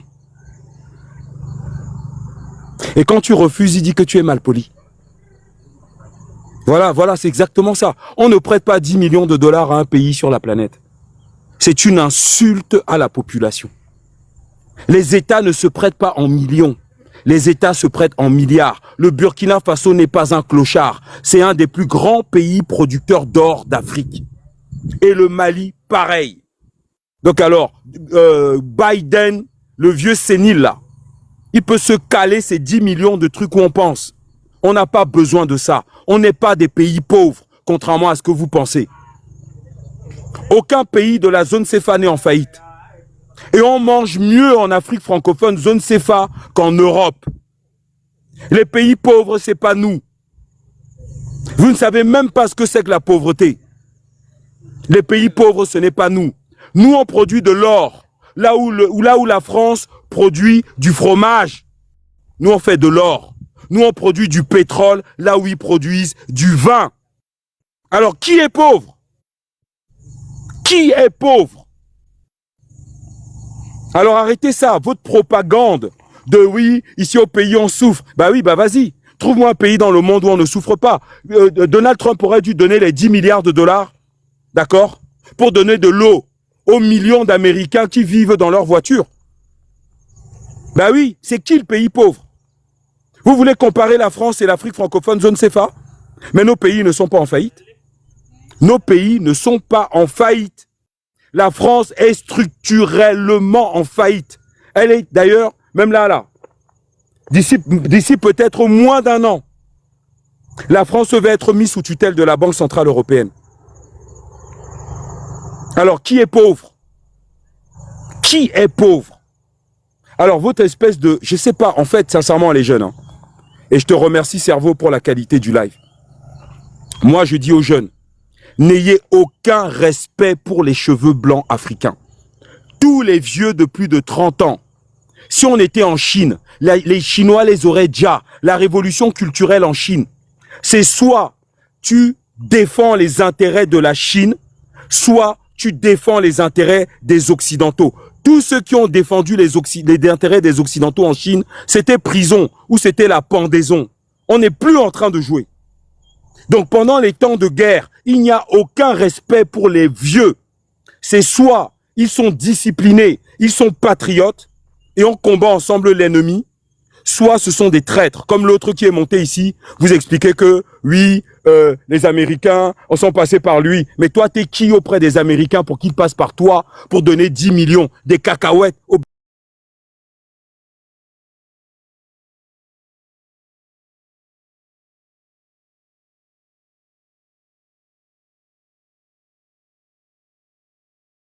tu es sous liberté conditionnelle. C'est-à-dire, en gros, tu dois dire aux autorités de l'Angola que tu es encore dans le pays 1 mois après ton arrivée dans le pays. C'est obligatoire. Mon frère, quand je suis arrivé au service d'immigration, il y avait des blancs. J'ai dit à ma femme, j'ai dit, attends, c'est quoi le délire? Et ils étaient tous là pour des titres de séjour pour travailler en Angola. Parce qu'en Angola, les salaires sont plus élevés qu'au Portugal. J'étais choqué. Les blancs faisaient la queue à la préfecture. Comme nous, on a fait la queue à la préfecture en Europe. Tu avais une rangée de blancs portugais, mon frère. Eh ben, c'est ce qui pend au nez de votre prix Nobel, de l'économie, etc. S'il y a des prix Nobel d'économie en Europe, qu'ils aillent aider la France. Qu'ils aillent aider la France. Parce que la France est en faillite et aucun pays de la zone CFA n'est en faillite. Merci beaucoup, Cerveau Libéré. Merci à vous également. Ok, Imhotep, faites votre motion et puis je vais recevoir la nouvelle personne. Oui, ma motion s'adresse toujours à Euro. Euro, comme je te l'ai dit, tu es un vieux, respecte-toi. Ta bande de clics là, il faut les prendre, vous les vous respecter. Asseyez-vous, on va vous éduquer, comme vous avez manqué d'éducation. Donc, prochainement, dans l'élève, tais-toi. Aie le courage de te taire et d'apprendre de nous, la jeunesse. Aie le courage. Sors de ton terrier, essaie de manger le fromage qui pue. Prends une chaise, assois-toi et écoute, au lieu d'insulter les gens. Moi, je t'ai dit, je ne vais pas manquer de respect à tes parents. Ce sont mes grands-parents. Ce sont mes ancêtres. Parce que là, ils sont dans le royaume des ancêtres. Moi, ce sont mes ancêtres, tes parents. Parce que eux, ils ne t'auraient pas donné ce type d'éducation pour manquer de respect aux enfants. Ils t'auraient dit que, Euro, quand tu vas atteindre l'âge de la sagesse, quand tu auras les cheveux blancs, les cheveux blancs signifient en Afrique la sagesse. C'est ça le signe de la sagesse. Tu devais plutôt nous apprendre de la vie. Je t'ai dit, si tu n'as pas eu d'expérience à nous partager, au moins apprends-nous la sagesse. C'est très, très, très, très important. Mais quand tu montes ici pour nous manquer de respect, on va te manquer de respect parce que tu ne te respectes pas. Tu ne te respectes pas. Il faut comprendre que le respect commence par soi-même. Tant que tu ne vas pas te respecter, même ton petit enfant que toi, ton petit enfant biologique va te manquer de respect. C'est pourquoi je t'ai toujours dit que des vieux gars comme toi, nous, on se débarrasse de toi comme un déchet. Tu es un déchet Euro. On va se débarrasser de toi comme ça. Il fait encore une deuxième fois. Voilà. Merci beaucoup. C'est là-bas ta place. Tu es un déchet. On va se débarrasser de toi comme ça. Tant que tu ne respectes pas les gens, on va t'invectiver sur les panels. On va te manquer de respect. Tu es un déchet. Comprends ça aujourd'hui. Voilà. Ok, accordez-moi quelques secondes. En fait, moi, je vous écoute, j'essaie de comprendre. De la même manière, parfois c'est chaud, on veut réagir du tic au tac. Ça fait pratiquement 2 heures et 3 heures que je vous écoute sans même réagir. Je suis comme ça aussi. Mais, qu'on le veuille ou non, on est entre Africains. On peut crier comme on veut. On peut qualifier l'autre comme on veut. Mais personne ici n'a plus de droit sur l'Afrique que l'autre. C'est pas parce que X n'est plus dans telle chose que la cour familiale va toi t'appartenir toi seul. Tu peux faire le film que tu veux dans ta tête. Mais ça veut rien dire en vrai, en vrai de vrai. Il y a ceux qui ont creusé certaines questions à un certain niveau. Il y a ceux qui n'ont pas eu cette opportunité-là. Lorsque les deux se rencontrent, la logique voudrait que tu aies en face de toi quelqu'un qui, logiquement, va te contredire en fonction de ce qu'il sait. Moi, je dis toujours ici qu'aucune analyse n'est fausse, mais toute analyse a ses limites. Lorsque j'ai un ensemble d'informations et qu'à un moment donné, j'ai la certitude que celui qui est en face de moi, j'ai creusé plus que lui, pourquoi je ne dois pas avoir la patience de l'écouter et de lui donner les informations que je connais et accepter que dans l'immédiat, là, il ne peut pas comprendre. Parce que moi-même, il a fallu combien de temps pour en arriver là? Parce que je ne pense pas ici, sur ce panel. Et tous ces frères et sœurs, plus de 400 personnes qui nous écoutent actuellement, qu'il n'est pas arrivé à un moment de notre vie où on était avec ce système-là, où on pensait même que le sucre le système était le problème. Mais on a fini par creuser jusqu'à arriver à un certain niveau. On a maintenant affaire à des gens qui n'ont pas ce niveau-là. Moi, ma position, elle est connue sur le panel. Je suis pas d'accord avec le franc CFA, je suis pas d'accord avec l'économie. Moi, je parle même pas de sens économique, moi, j'ai pas de dogme économique, c'est-à-dire la croyance économique, la croyance financière, la croyance politique. Ma position, elle est connue sur le diplôme. Ma position, elle est connue sur la religion. Moi, je suis pas religieux. Mais il m'a fallu du temps avant de sortir de la religion. Maintenant, j'ai fait face à quelqu'un qui est au stade où j'étais avant. C'est-à-dire, au moment où j'étais prêt à me battre contre les gens. Lui, il est encore là. Je fais comment? De deux choses l'une. Soit, comme on le dit en Côte d'Ivoire, je joue le gros cœur, je l'insulte, mais ça va rien changer, en fait. Donc, je peux pas dire forcément que tout le monde doit être comme moi, mais je sais que il serait beaucoup plus productif. C'est-à-dire que l'on produit plus de résultats positifs dans la compréhension, dans l'acceptation que la critique toxique, que la bagarre. On peut engager la bagarre, il n'y a pas de problème. L'un des groupes va gagner. Et celui qui va gagner va finir par régner. Et si je gagne, une chose est sûre, certaine, l'autre va se continuer à se préparer. Dans 10 ans, dans 20 ans, dans 30 ans, je ne sais pas. Mais ça va revenir. Bon, donc moi, je ne vais pas rentrer dans la moralité des choses d'une certaine manière. Mais ce que je vais vous dire, c'est que vous gagnerez plus à enseigner qu'à insulter. C'est pour cette raison que c'est rarement vous me voyez sur des panels. Je reste beaucoup en bas. Que ce soit chez Medusa, que ce soit chez Petit Deguin ou les autres. Il m'arrive souvent quand il ne fait pas des panels, il peut faire 2, 3, 4 en train de les écouter. Parce qu'on va débattre de quoi? Puisqu'on est sur la même longueur d'onde. Et je dis toujours aux gens, même nos frères qui, traditionnalistes, je dis toujours, il est préférable que 90% des volailles soient sur l'enseignement que forcément de vouloir débattre. Parce qu'on n'en finira pas. Proposez votre marchandise et attendez. C'est vrai qu'on a tous envie que du jour au lendemain, tout change et on vit bien. Ça, très sincèrement. Mais bon, la réalité est tout autre chose. Bon, je ne demande pas à ce que mon conseil soit accepté, mais c'est ce que je peux vous dire. C'est pour ça que je vous dis que souvent, j'ai une certaine patience. C'est pas parce que, à des moments, j'ai l'envie de sortir hors de moi-même. Mais bon, c'est un frère qui est en face. J'étais à un moment donné comme lui. J'ai fini par creuser. Je sais combien d'heures j'ai fait de lecture. Il m'est arrivé ici un moment où j'ai fait 2 ans en train de lire, souvent de minuit jusqu'à matin. Tellement je voulais comprendre les choses. Et pour finir par comprendre un certain nombre de choses, on essaie maintenant de s'expliquer avec les frères. S'il est une personne qui a le BPC, vous avez le doctorat, et vous débattez sur un sujet, vous voulez que celui qui est en 3e ait la même compréhension que vous qui avez le doctorat. Sincèrement, qui est le problème? Toi qui as déjà compris, ou celui qui n'a pas encore compris? Bon, ok. Il y a Sat qui est monté. Et puis, bon, Sat, vraiment, comme on a une dame, on va la laisser la priorité. Après, on va vous revenir. Les Amazones, allez-y. Après, on va revenir à Sat. Les Amazones, vous m'entendez? Est-ce que la maman, elle est avec nous? D'accord, Sat, allez-y, alors. Si elle est prête, elle va nous faire signe. Je suis là. Ah, d'accord, désolé, j'avais... D'accord. Bonjour tout le monde. Salut, vous allez bien? Bonjour, j'espère que vous allez bien. Oui, moi, je vais pas durer. Hein. C'est pas à peine de me mettre 4 minutes, mon frère.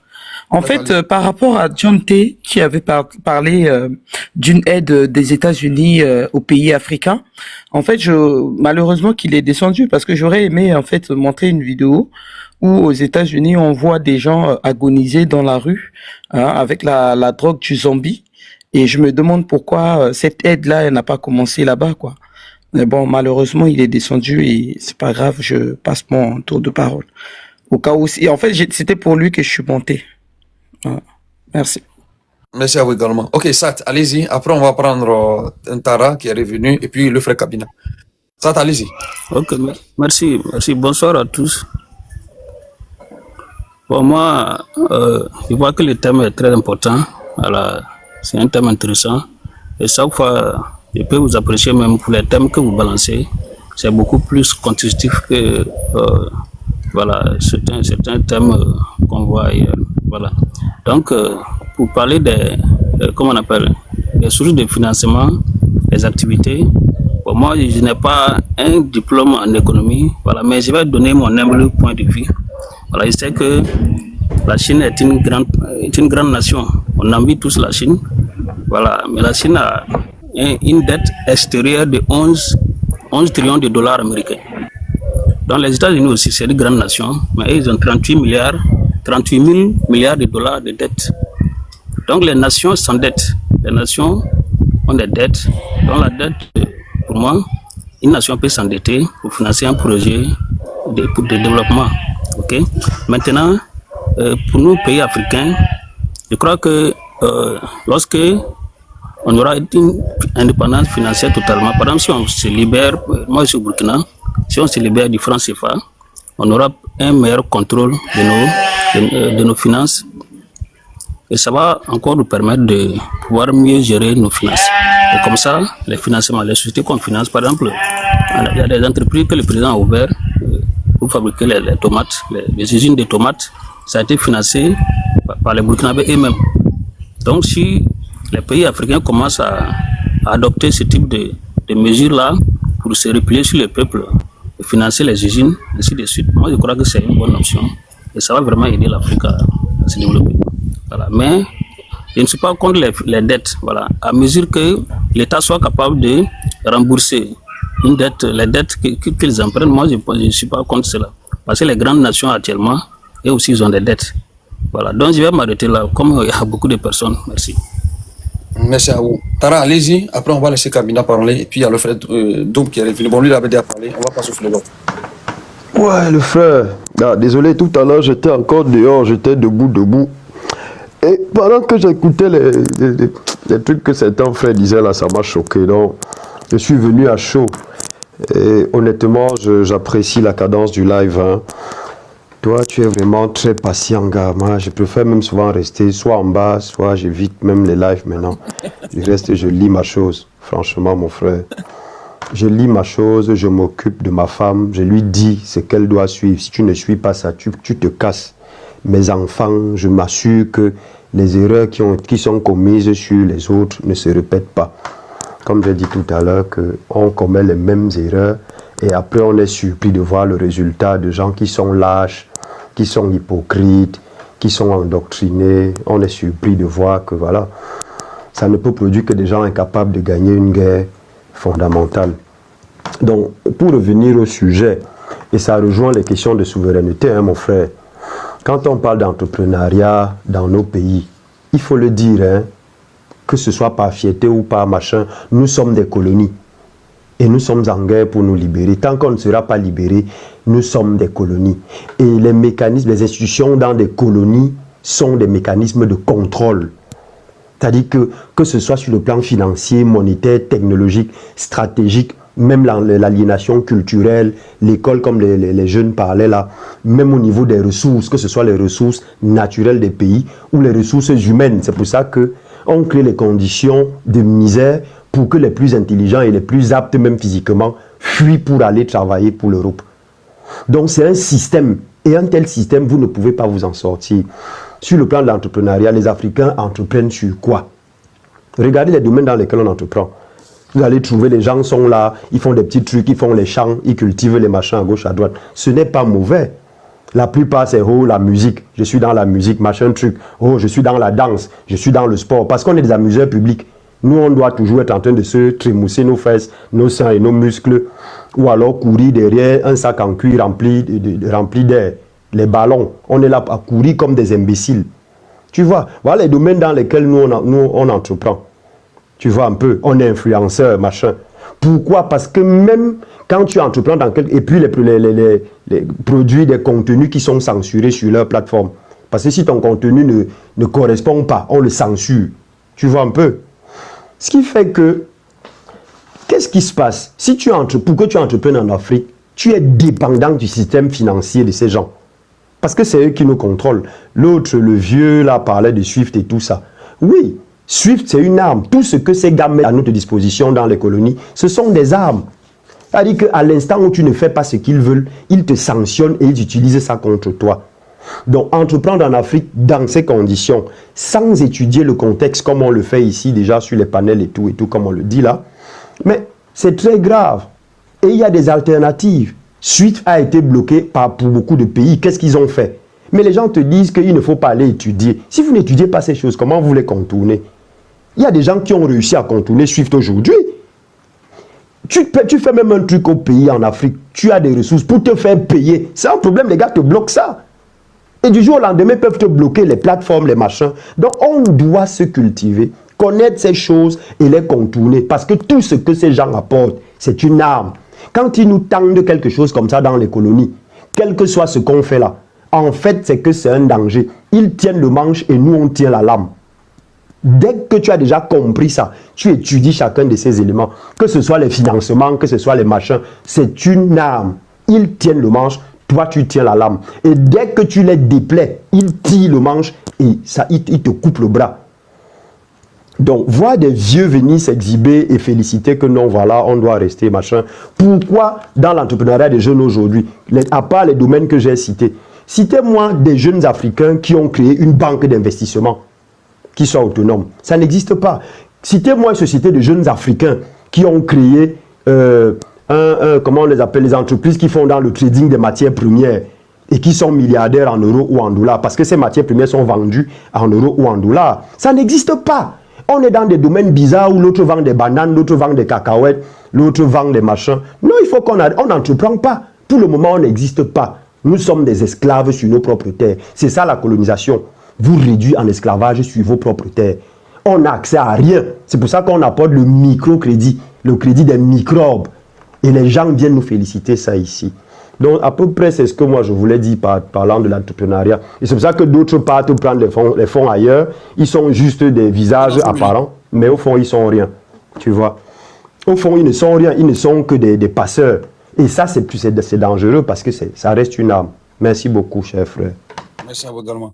Ok, Kabina, merci pour la présence. Allez-y, on vous écoute. Écoute, moi, je t'ai monté ici pour parler des fétiches. Je ne sais pas ces gars pourquoi ils aiment beaucoup mentir sur l'Angola. Moi, je me rappelle que je suis quand même angolais. Donc, je ne sais pas. En fait, ça ne bénéficie pas aux Angolais en fait de faire ce genre de propagande. Je ne sais pas quel est le boulot de ces messieurs. Ils glorifient presque tous les dictateurs africains, Biya, je ne sais pas quoi, je ne sais pas. En fait, ce qu'il a dit, c'est complètement faux. C'est complètement faux parce que en Angola, il y a plus de 1200 entreprises portugaises. Donc, les Portugais, lorsqu'ils viennent en Angola, ils viennent créer des entreprises et pour embaucher des Angolais. Donc, on a des entreprises en métallomécanique, en agroalimentaire, dans le tourisme, dans l'énergie et dans les innovations. Donc, c'est complètement faux ce qu'il est en train de dire. Je ne sais pas pourquoi il fait ça. En tout cas, je ne sais pas. Je ne sais pas c'est quoi son idée derrière tout ça. Et deuxièmement, il faut savoir que le salaire minimum en Angola venait d'augmenter le 16 septembre 2025, cette année ici. Ça a augmenté, je pense, entre 70 000 kwanzas, ça a augmenté en 100 000 kwanzas. 100 000 kwanzas en euros qui fait presque 94 euros comme ça. Donc voilà. Et vous ne vivez pas avec ces salaires en Angola. Parce que là, si vous avez déjà le sac du riz qui coûte 10 000 kwanzas, la maison qu'il faut payer, les enfants, imaginez qu'en Afrique, on n'a pas qu'un seul enfant. On a au minimum 3 enfants, 4 enfants. Faites comment pour y nourrir une famille avec 10 000 de sacs de riz qui coûtent 10 000 kwanzas. Donc, ce n'est pas vivable même avec cet argent. Donc, le salaire minimum est très bas.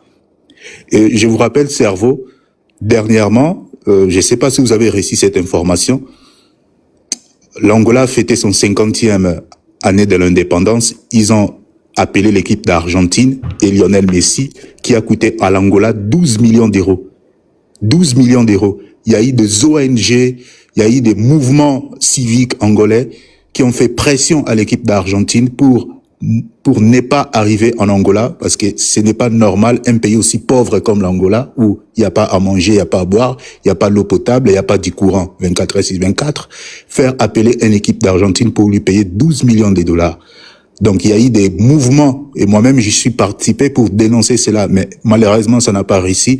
Lionel Messi est quand même parvenu à arriver en Angola, et le même jour, il est rentré. Donc, 12 millions pour un pays qui n'a même pas de nourriture pour donner aux enfants. La rentrée scolaire, c'était en septembre. Donc, en fait, vous n'aidez pas l'Angola quand vous passez ici, dire que l'Angola est ceci, c'est complètement faux. Oh, l'Angola, c'est faux. Arrêtez de faire des propagandes sur l'Angola. Parce que ce que le gouvernement angolais fait, c'est réellement ça. À l'extérieur, les gens pensent que l'Angola, c'est un grand pays, c'est un pays magnifique. On va vous présenter la Banque nationale, là où ça se trouve dans l'île de Luanda. Mais ce n'est pas représentatif. Ce n'est pas représentatif de l'Angola. Arrêtez de faire ça, ce n'est pas bon. Ce n'est pas bon. Il faut écouter des Angolais sur place. Écoutez des Angolais, qu'est-ce qu'eux-mêmes pensent de ces pays-là. Donc, quand un monsieur passe ici, il commence à dire du n'importe quoi, c'est seulement lui qui soutient Biya, ou est pas que c'est un monsieur dangereux. Donc, lui, il soutient tous les dictateurs africains. C'est une dictature qui se passe en Angola. Moi-même, je peux pas me montrer ma face. Je peux pas. Donc, si j'ouvre ma caméra ici, on m'attrape, je vais plus rentrer. Donc, il y avait un joueur qui a été sanctionné dans l'équipe d'Angola. Il s'appelle Freddy. C'est le capitaine de l'Angola. On lui a passé les micros et il a dit que la population n'était pas contente de ces matchs. Et depuis ce jour-là, il ne joue plus dans la sélection angolaise. Donc, c'est un pays complètement communiste où tu ne peux même pas dire un mot. Tu ne peux rien dire. C'est vraiment le communisme, le manque de la liberté d'expression. Rien ne fonctionne dans ces pays. Rien ne fonctionne dans ces pays-là. Donc, quand vous passez ici, vous venez mentir sur l'Angola, non seulement vous n'arrangez pas la situation de l'Angola actuelle, et non seulement vous êtes en train de faire du sale boulot pour l'Angola. Donc, si vous aimez tant cet Angola-là, allez-y, demandez aux gens qui y habitent là-bas. C'est un pays pauvre, et moi je l'ai dit, je ne suis pas content de le dire, mais c'est la réalité. C'est la réalité. Donc voilà. Et dernièrement, ce monsieur-là, il a fait une vidéo parce qu'il était en Angola en 2023-2024. Il a fait toute une vidéo sur l'Angola, là où il a menti, et on a pris ces vidéos, on a débunké ça un par un. Il y a une vidéo de fétiches de guerre sur l'Angola. J'ai débunké ça un par un. Et lui-même, quand il me voit, il aime descendre, il n'aime pas débattre avec moi, parce qu'il sait que je vais afficher son mensonge ici, devant. Ouais, lorsque je suis monté, il a descendu. Donc, chers Africains, l'Angola est dans une très mauvaise situation. Ce n'est pas de cette façon que vous allez l'aider en disant des mensonges, sur ces pays-là. Ces pays-là vont très mal. Et ce n'est pas vrai tout ce que Fétiche vous raconte.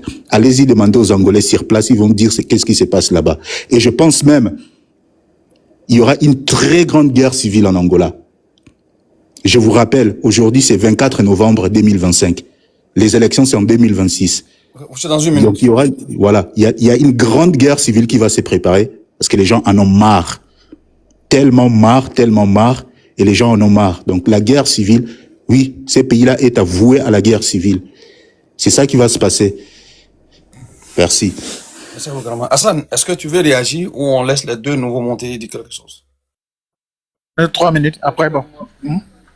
Regardez un peu le... Je peux prendre 3 minutes? Ok, vas-y.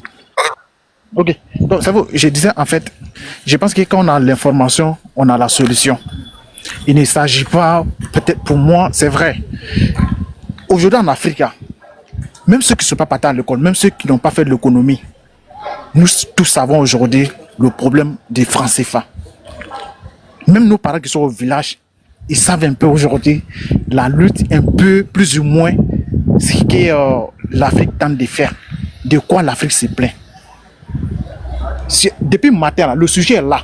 On dit l'entrepreneur africain et les sources de financement de ses activités.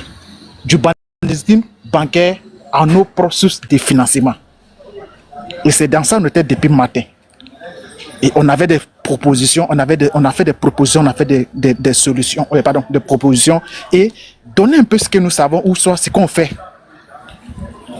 Personne n'a parlé ici de dire que tout va bien, ou soit on est content.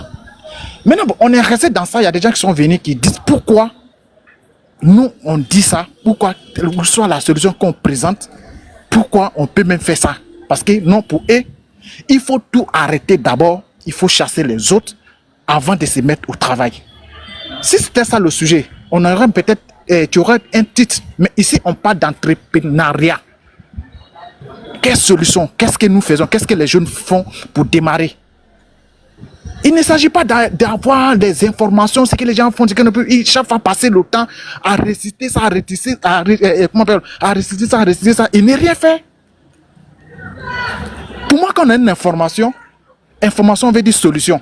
Mais si on a l'information, on ne fait que donner l'information, Depuis le matin, on dit, vous dites quoi? Qu'est-ce qu'on fait en attendant? Parce qu'aujourd'hui, on est en train de parler d'entrepreneuriat. On n'est pas en train de parler de lutte, ce que la France a fait, ce que tel pays a fait, ce que tel nous fait, ce que tel nous fait. Non, on dit, le sujet est là, entrepreneuriat africain. On fait comment? Comment on peut se financer? Avec la banque? Avec les magouilles qui sont autour de la banque? Ou sur quelle autre source de revenus nous pouvons avoir peut-être pour éviter la banque? C'est dans ces solutions que nous étions. Mais il y a des gens qui veulent que forcer, quand on est sur les panels au jour d'aujourd'hui sur TikTok, il faut que tu insultes, il faut que tu dénonces. C'est pas aujourd'hui nous sommes sur ces panels. Il y a plein de sujets qu'on traite. On parle d'économie, on parle de temps, on parle de politique. Mais au jour d'aujourd'hui, là, où on est là, aujourd'hui, là, le panel, c'est l'entrepreneuriat. Et c'est de ces solutions ce que nous faisons. Et ceux qui se plaignent, c'est pourquoi nous disons ça, pourquoi les solutions que nous proposons là. Est-ce que donc, ces personnes, ils ne travaillent pas? Ils ne sont pas payés? Mais toi qui es dans ton activité, qui prends ton salaire, lui, moi, je ne suis pas salarié, je suis entrepreneur. C'est ce que je fais pour vivre. Maintenant, toi, ton salaire que tu prends fin de mois, que le franc se fait aussi, tu viens me dire, moi, faut pas, je vais entreprendre. Parce qu'il faut qu'on charge d'abord les autres pour parler d'entrepreneuriat. Je ne comprends pas. Soit on parle du sujet, on trouve des solutions, on propose des solutions. Ou soit bon, si on n'a pas de solutions, il n'y a pas de problème. On dit non, il n'y a pas simplement des solutions. Mais on ne peut pas s'attaquer aux autres parce que non, ils proposent des solutions. C'est dans ce contexte que nous avons parlé, comment on appelle, des microfinances. On nous dit aussi pourquoi on parle des microfinances. D'accord. Voilà, merci. Ok, accordez-moi quelques secondes en fait. Parce que je pense qu'il y a un malentendu quelque part. Il y a la démonstration que faisait M. Fétis par rapport à l'économie, tout ça. Bon, moi, ma position, elle est connue dessus, puisque je fais ça régulièrement ici. La question, comme Hassan vient de le dire, c'est qu'il y a des gens qui sont déjà sur le terrain. Je pense que ceux qui se plaignent dans les commentaires, comme ceux qui insultent, comme ceux qui sont d'accord, personne n'est assise, pardon. Tout le monde mène des activités. Ceux qui disent, tu vas faire quel entrepreneuriat avec le franc CFA? Vous-même, vous faites des activités. Au moment où je parle là, le franc CFA est encore là. M. Fétis l'a dit clairement. Il nous faut un processus pour éviter d'être écrasé pour sortir le franc CFA. D'ici là, on pose des actions qu'on peut. Parce que personne n'a signé. Qu'il s'agisse du frère Fétis, qu'il s'agisse du frère Imhotep, quelle que soit la personne, chacun mène des actions. Donc, on est tous conscients que le franc CFA, il est encore en activité. Mais, on travaille quand même. Donc, il y a des salariés, il y a des entrepreneurs. La question aujourd'hui, parce que chaque lundi, ici, on fait lundi business. Les gens viennent, certains présentent leurs activités, pour certains, on a pu avoir la chance d'avoir des partenaires pour certains, on a eu des clients pour certains, on continue dans ça. On a même pu à un moment réunir $350 pour donner à quelqu'un qui avait besoin de quelque chose pour arranger sa machine. Et puis, aujourd'hui, il a fabriqué une machine pour arroser les champs, une machine à laver, une machine pour faire le bissap. Il était là le matin, c'est avec lui-même que j'ai commencé le panel. On était seulement que 3. Donc, chaque lundi, il le fait. Lundi prochain même, il y a une nouvelle machine qu'il a fait sortir, donc il va présenter la machine. Bon, donc, étant donné que nous sommes tous conscients que le franc CFA est encore là, le combat il continue, mais on est en activité. Comme nous sommes en activité, toi à ton niveau là, comment est-ce que tu finances ton activité? Peut-être celui qui est à ton niveau, il va en profiter pour le moment. Nous-mêmes, moi personnellement, je suis conscient que tout ça là, c'est limité, je le sais. Mais quand même, les gens doivent manger. Et il faut quand même aussi des gens en activité. Le jour maintenant, le combat aboutit, on a des gens qui sont déjà en activité, on continue. Parce que même quand on cite, par exemple, la Chine, personne ne va me dire qu'au moment où la Chine menait le combat, personne n'entreprenait, personne ne faisait quelque chose malgré que l'Occident dirigeait. Ça, ce sont des faits sur lesquels on ne peut pas débattre. Je pense que c'est là souvent qu'on ne se comprend pas. C'est pas parce que certains disent qu'il faut être en activité qu'ils sont contre le fait que le franc CFA dégage. Bon, il peut en avoir, si, il y en a. Clairement, il y en a. Bon, on fait avec. C'est logique. Dans une société, tout le monde ne peut pas aller sur la même chose. D'une manière ou d'une autre, nous, comme des gens comme moi, nous sommes farouchement opposés au franc CFA. Très clairement. Parce que pour moi, il n'y a absolument rien de bon dedans. Mais, on n'a pas encore la force. C'est comme l'AES aujourd'hui, dont nous sommes tous fiers. Mais l'AES fait tout. Mais il est encore dans le franc CFA. Comme Fétis l'a bien expliqué, on ne peut pas sortir du jour au lendemain. Parce qu'on peut t'écraser. On peut même éliminer des millions de personnes. Ça servira à quoi maintenant? Donc, le processus, il est là. D'ici là, on fait quoi? Bon, moi, je ne cache pas. Moi, j'ai fait mes petits business en Côte d'Ivoire. J'ai fait mes champs, tout. Et je cherche toujours des solutions pour avancer jusqu'à ce qu'un jour, on ait des choses. Et je propose souvent des sources de financement pour éviter de tout se faire écraser par la banque, tout ça. Voilà pourquoi on a même ajouté et le banditisme bancaire. J'ai expliqué au début comment, parce que c'est la Côte d'Ivoire, je connais bien, comment en Côte d'Ivoire, on détruit des gens avec le système bancaire. Et comment on peut contourner tout ça. On le fait. Ça ne veut pas dire que ça, c'est ce qui va amener le franc CFA. Mais ça nous permet au moins de former des gens. Tant qu'aujourd'hui au Burkina Faso, Ibrahim Traoré atterrit. Et il commence à bousculer les lignes. Des Burkinabés sont mis en avant. Imaginez-vous maintenant qu'aucun Burkinabé n'était dans l'entrepreneuriat. Personne n'était dans l'action. On attendait d'abord le sauveur. Maintenant, le sauveur, il est là. Personne n'a une formation, personne n'a habité au terrain. Et puis, on va faire quoi? Tu seras obligé de garder ceux qui étaient déjà là. Comme Ibrahim Traoré, il n'a pas pu il ne peut pas les chercher du jour au lendemain. Parce que c'est des gens qui embauchent des milliers de personnes. Mais si tu le sais, tout cela vont manger où? Donc, tu es obligé de jongler avec eux.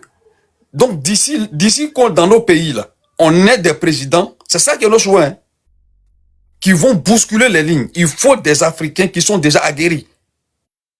Sinon, même si on arrive à les faire bouger et qu'on n'a pas le temps de se construire, ils vont revenir. Parce que celui qui est à la tête du pays, à un moment donné, les gens vont commencer à se perdre encore. C'est ce que nous sommes en train de dire. Donc, les deux positions sont complémentaires. Mais lorsqu'on est toujours dans la guerre, il faut toujours se battre contre l'autre, même un seul point sur lequel on peut s'entendre, tout le monde perd, comment on appelle ça, la face. Et puis, bon, on ne se retrouve plus. Alors que les deux positions sont complémentaires. Maintenant, il y a un groupe qui dit, nous, on veut le franc CFA. Ok. Moi, de mon point de vue, je me bats toujours pour les expliquer. Des fois, ils viennent ici. Hein. Hassan, lui qui a résidence là, il est en bas. Il sait comment il m'amène ici. Mais je les écoute. Parfois, je peux leur donner 15-20 minutes pour qu'ils expliquent clairement pourquoi ils sont là-bas. Et j'essaie d'étaler maintenant mes arguments. Il y a certains qui me disent après, ok, Soum, vraiment merci, on a fini par comprendre. Il y a d'autres, bon, qui sont campés sur la position. Bon, c'est ce qui fait la beauté de la vie. Donc, nous, on est dans notre combat. D'ici là, ce qu'on peut poser comme action, on va les poser, comme tout le monde le fait d'ailleurs. Donc, vraiment, je vous en supplie, allons-y mollo mollo, comme on le dit en Côte d'Ivoire. Je pense qu'on va continuer. Ok, Tidjane, allez-y, après on va... Doum avait déjà parlé matin, donc on va commencer avec Doum. Vraiment, vous pardonnez, on va commencer avec Tidjane et puis on vous revient. Allez-y, Tidjane. Merci. Ok, merci beaucoup, monsieur. Merci, c'est vous. C'est la première fois que je monte ici. Bon, on vous écoute à chaque fois. Bon, on comprend très bien tous ces inquiétudes, toutes ces manières de pouvoir aujourd'hui qu'on puisse être grand, se développer, s'émanciper. C'est bien. Mais aussi, il y a un mécanisme, il y a le système qu'il faut voir, qu'il faut étudier, qu'il faut mettre des structures en place. On ne se lève pas du jour au lendemain, comme vous l'avez dit. Vous, déjà, vous avez quelque chose en Afrique, donc vous êtes un homme d'expérience. C'est comme le monsieur qui est monté, John T. C'est des hommes d'expérience. Alors, vouloir éradiquer des personnes qui ont des expertises, qui ont des expériences, alors comment est-ce qu'on peut reconstruire notre Afrique si vous parlez d'Afrique, sinon parler d'un pays? Alors moi, je pense que chaque fois, quand je vois les gens discutent, on se base simplement sur peut-être le côté ouest africain. Mais l'Afrique du Sud, est-ce que ça ne fait pas partie de l'Afrique? Est-ce que l'Algérie ne fait pas partie de l'Afrique? Tous ces grands pays comme Maroc, tout ça. Pourquoi n'en parlons pas de ces pays-là? Quel est leur modèle de développement? Sur quoi ils se sont basés? Aujourd'hui, on va poser la question à beaucoup de jeunes ici, comme vous avez mis l'entrepreneur africain. Si quelqu'un qui est de la diaspora, il veut venir investir en Afrique, si on lui posait la question, quelle est la première phase, quelle est la première étape? Quand il arrive en Côte d'Ivoire, par exemple, c'est mon pays, qu'est-ce qu'il doit faire? Quelles sont les premières démarches qu'il doit mettre?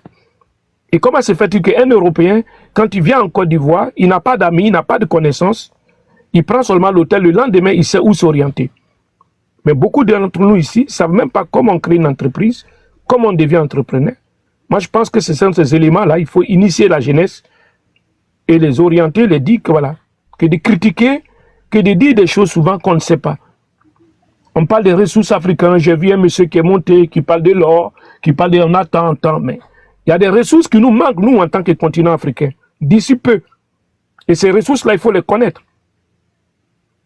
Et ce qui va manquer à l'Afrique, si vous parlez d'Afrique, mais ça sera quoi aujourd'hui? Je vais vous donner l'information. C'est le sable. Le sable que vous prenez pour construire les bâtiments, là, pour construire les entreprises, là, c'est des ressources qui vont manquer aujourd'hui dans le monde même. C'est des ressources très rares. Le sable qui est au Sahel, là, on ne peut rien construire avec. On ne peut rien faire avec ce sable-là.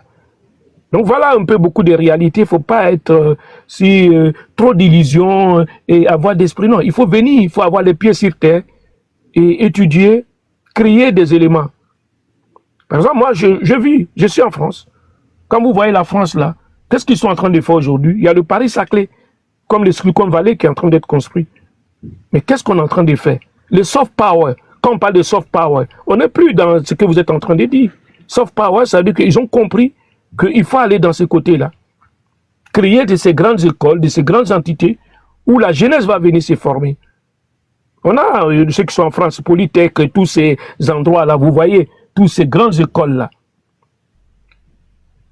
Donc c'est pour ça qu'il faut voir la réalité. Moi j'apprécie bien de M. John T. Non, on parle de tout. Ali Dangote, c'est qui Ali Dangote? Ali c'est qui? Il a commencé comment? Aujourd'hui il a combien? Quelle raffinerie il est en train de mettre en place? Pourtant la Côte d'Ivoire est l'une des plus grandes raffineries de l'Afrique de l'Ouest. On voit la dépendance énergétique, la dépendance de tous ces pays que vous citez là, que ce soit le Niger, que ce soit le Mali, que ce soit le Burkina. C'est des pays enclavés. Il peut faire quoi aujourd'hui? Il y a des matières, il y a des ressources quand même. Il faut passer par des ports, avoir le plus rapidement possible pour faire parchever ces produits-là, ou ces produits pharmaceutiques ou quoi que ce soit. Il y a une urgence. Comment on fait pour des pays enclavés? Il faut réfléchir en grande forme. Tous ces grands qui sont passés, vous avez parlé des panafricanistes, oui, ils ont fait, mais ils étaient dans quel mode d'économie? C'était des communistes? En partant par Kwame Nkrumah, en partant par tout ce que vous pouvez citer les noms. Comment est-ce qu'on peut créer une Afrique avec ça? Avec ce genre d'idéologie, avec ce genre de trucs. C'est là qu'il faut réfléchir aujourd'hui. Moi, je pense qu'il faut avoir les pieds sur terre et réfléchir. Ce que vous faites, c'est une bonne initiative. Voilà. Un Européen qui descend en Afrique, en Côte d'Ivoire, vous savez où il va? Il sait où il va directement. Ça, il faut le connaître aussi. Je vais laisser l'interrogation comme ça, si les gens ils savent où on va. Où il va d'abord pour créer son entreprise. Mais c'est ça, ces réalités, il faut enseigner à cette jeunesse-là.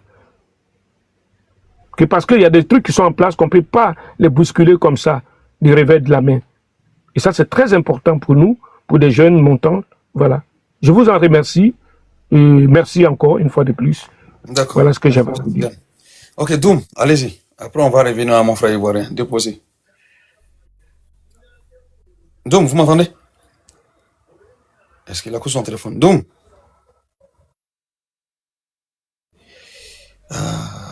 Déposez, est-ce que vous m'entendez? Oui, moi je vous entends. Ok, allez, on vous écoute. Ok, bonsoir à tout le monde d'abord. Je pense que, bon, moi depuis un moment je vous écoute, mais seulement que j'avais la coupure d'ici là, j'étais descendu. Donc j'avais perdu un peu le fil du débat, mais quand je suis monté un peu, j'ai pris la peine d'écouter. Pour moi, le niveau du débat, c'est vraiment un niveau très élevé. C'est très élevé, seulement que il y a certains qui ont du mal à expliquer leur argument, voilà, leur idée plutôt. C'est ce qui fait le problème. Vous savez, aujourd'hui, ce qui se passe en Afrique, moi je peux d'abord dire c'est la mauvaise gouvernance et la corruption. Le vrai problème de l'Afrique, c'est ça. C'est pas une question de monnaie, c'est pas une question de monnaie. Parce que même si on change comment on appelle la monnaie, qu'on ne change pas le comportement, ça va rester pareil. La corruption et la mauvaise gouvernance. Vous voyez un peu, en Afrique, avec les partis politiques et autres qu'on voit là, une fois qu'un parti détient le pouvoir, il faut placer tous ces militants, tous ceux qui ont milité pour que ce pouvoir arrive, ce parti arrive au pouvoir, il faut les placer tous. C'est à partir de là que le problème commence.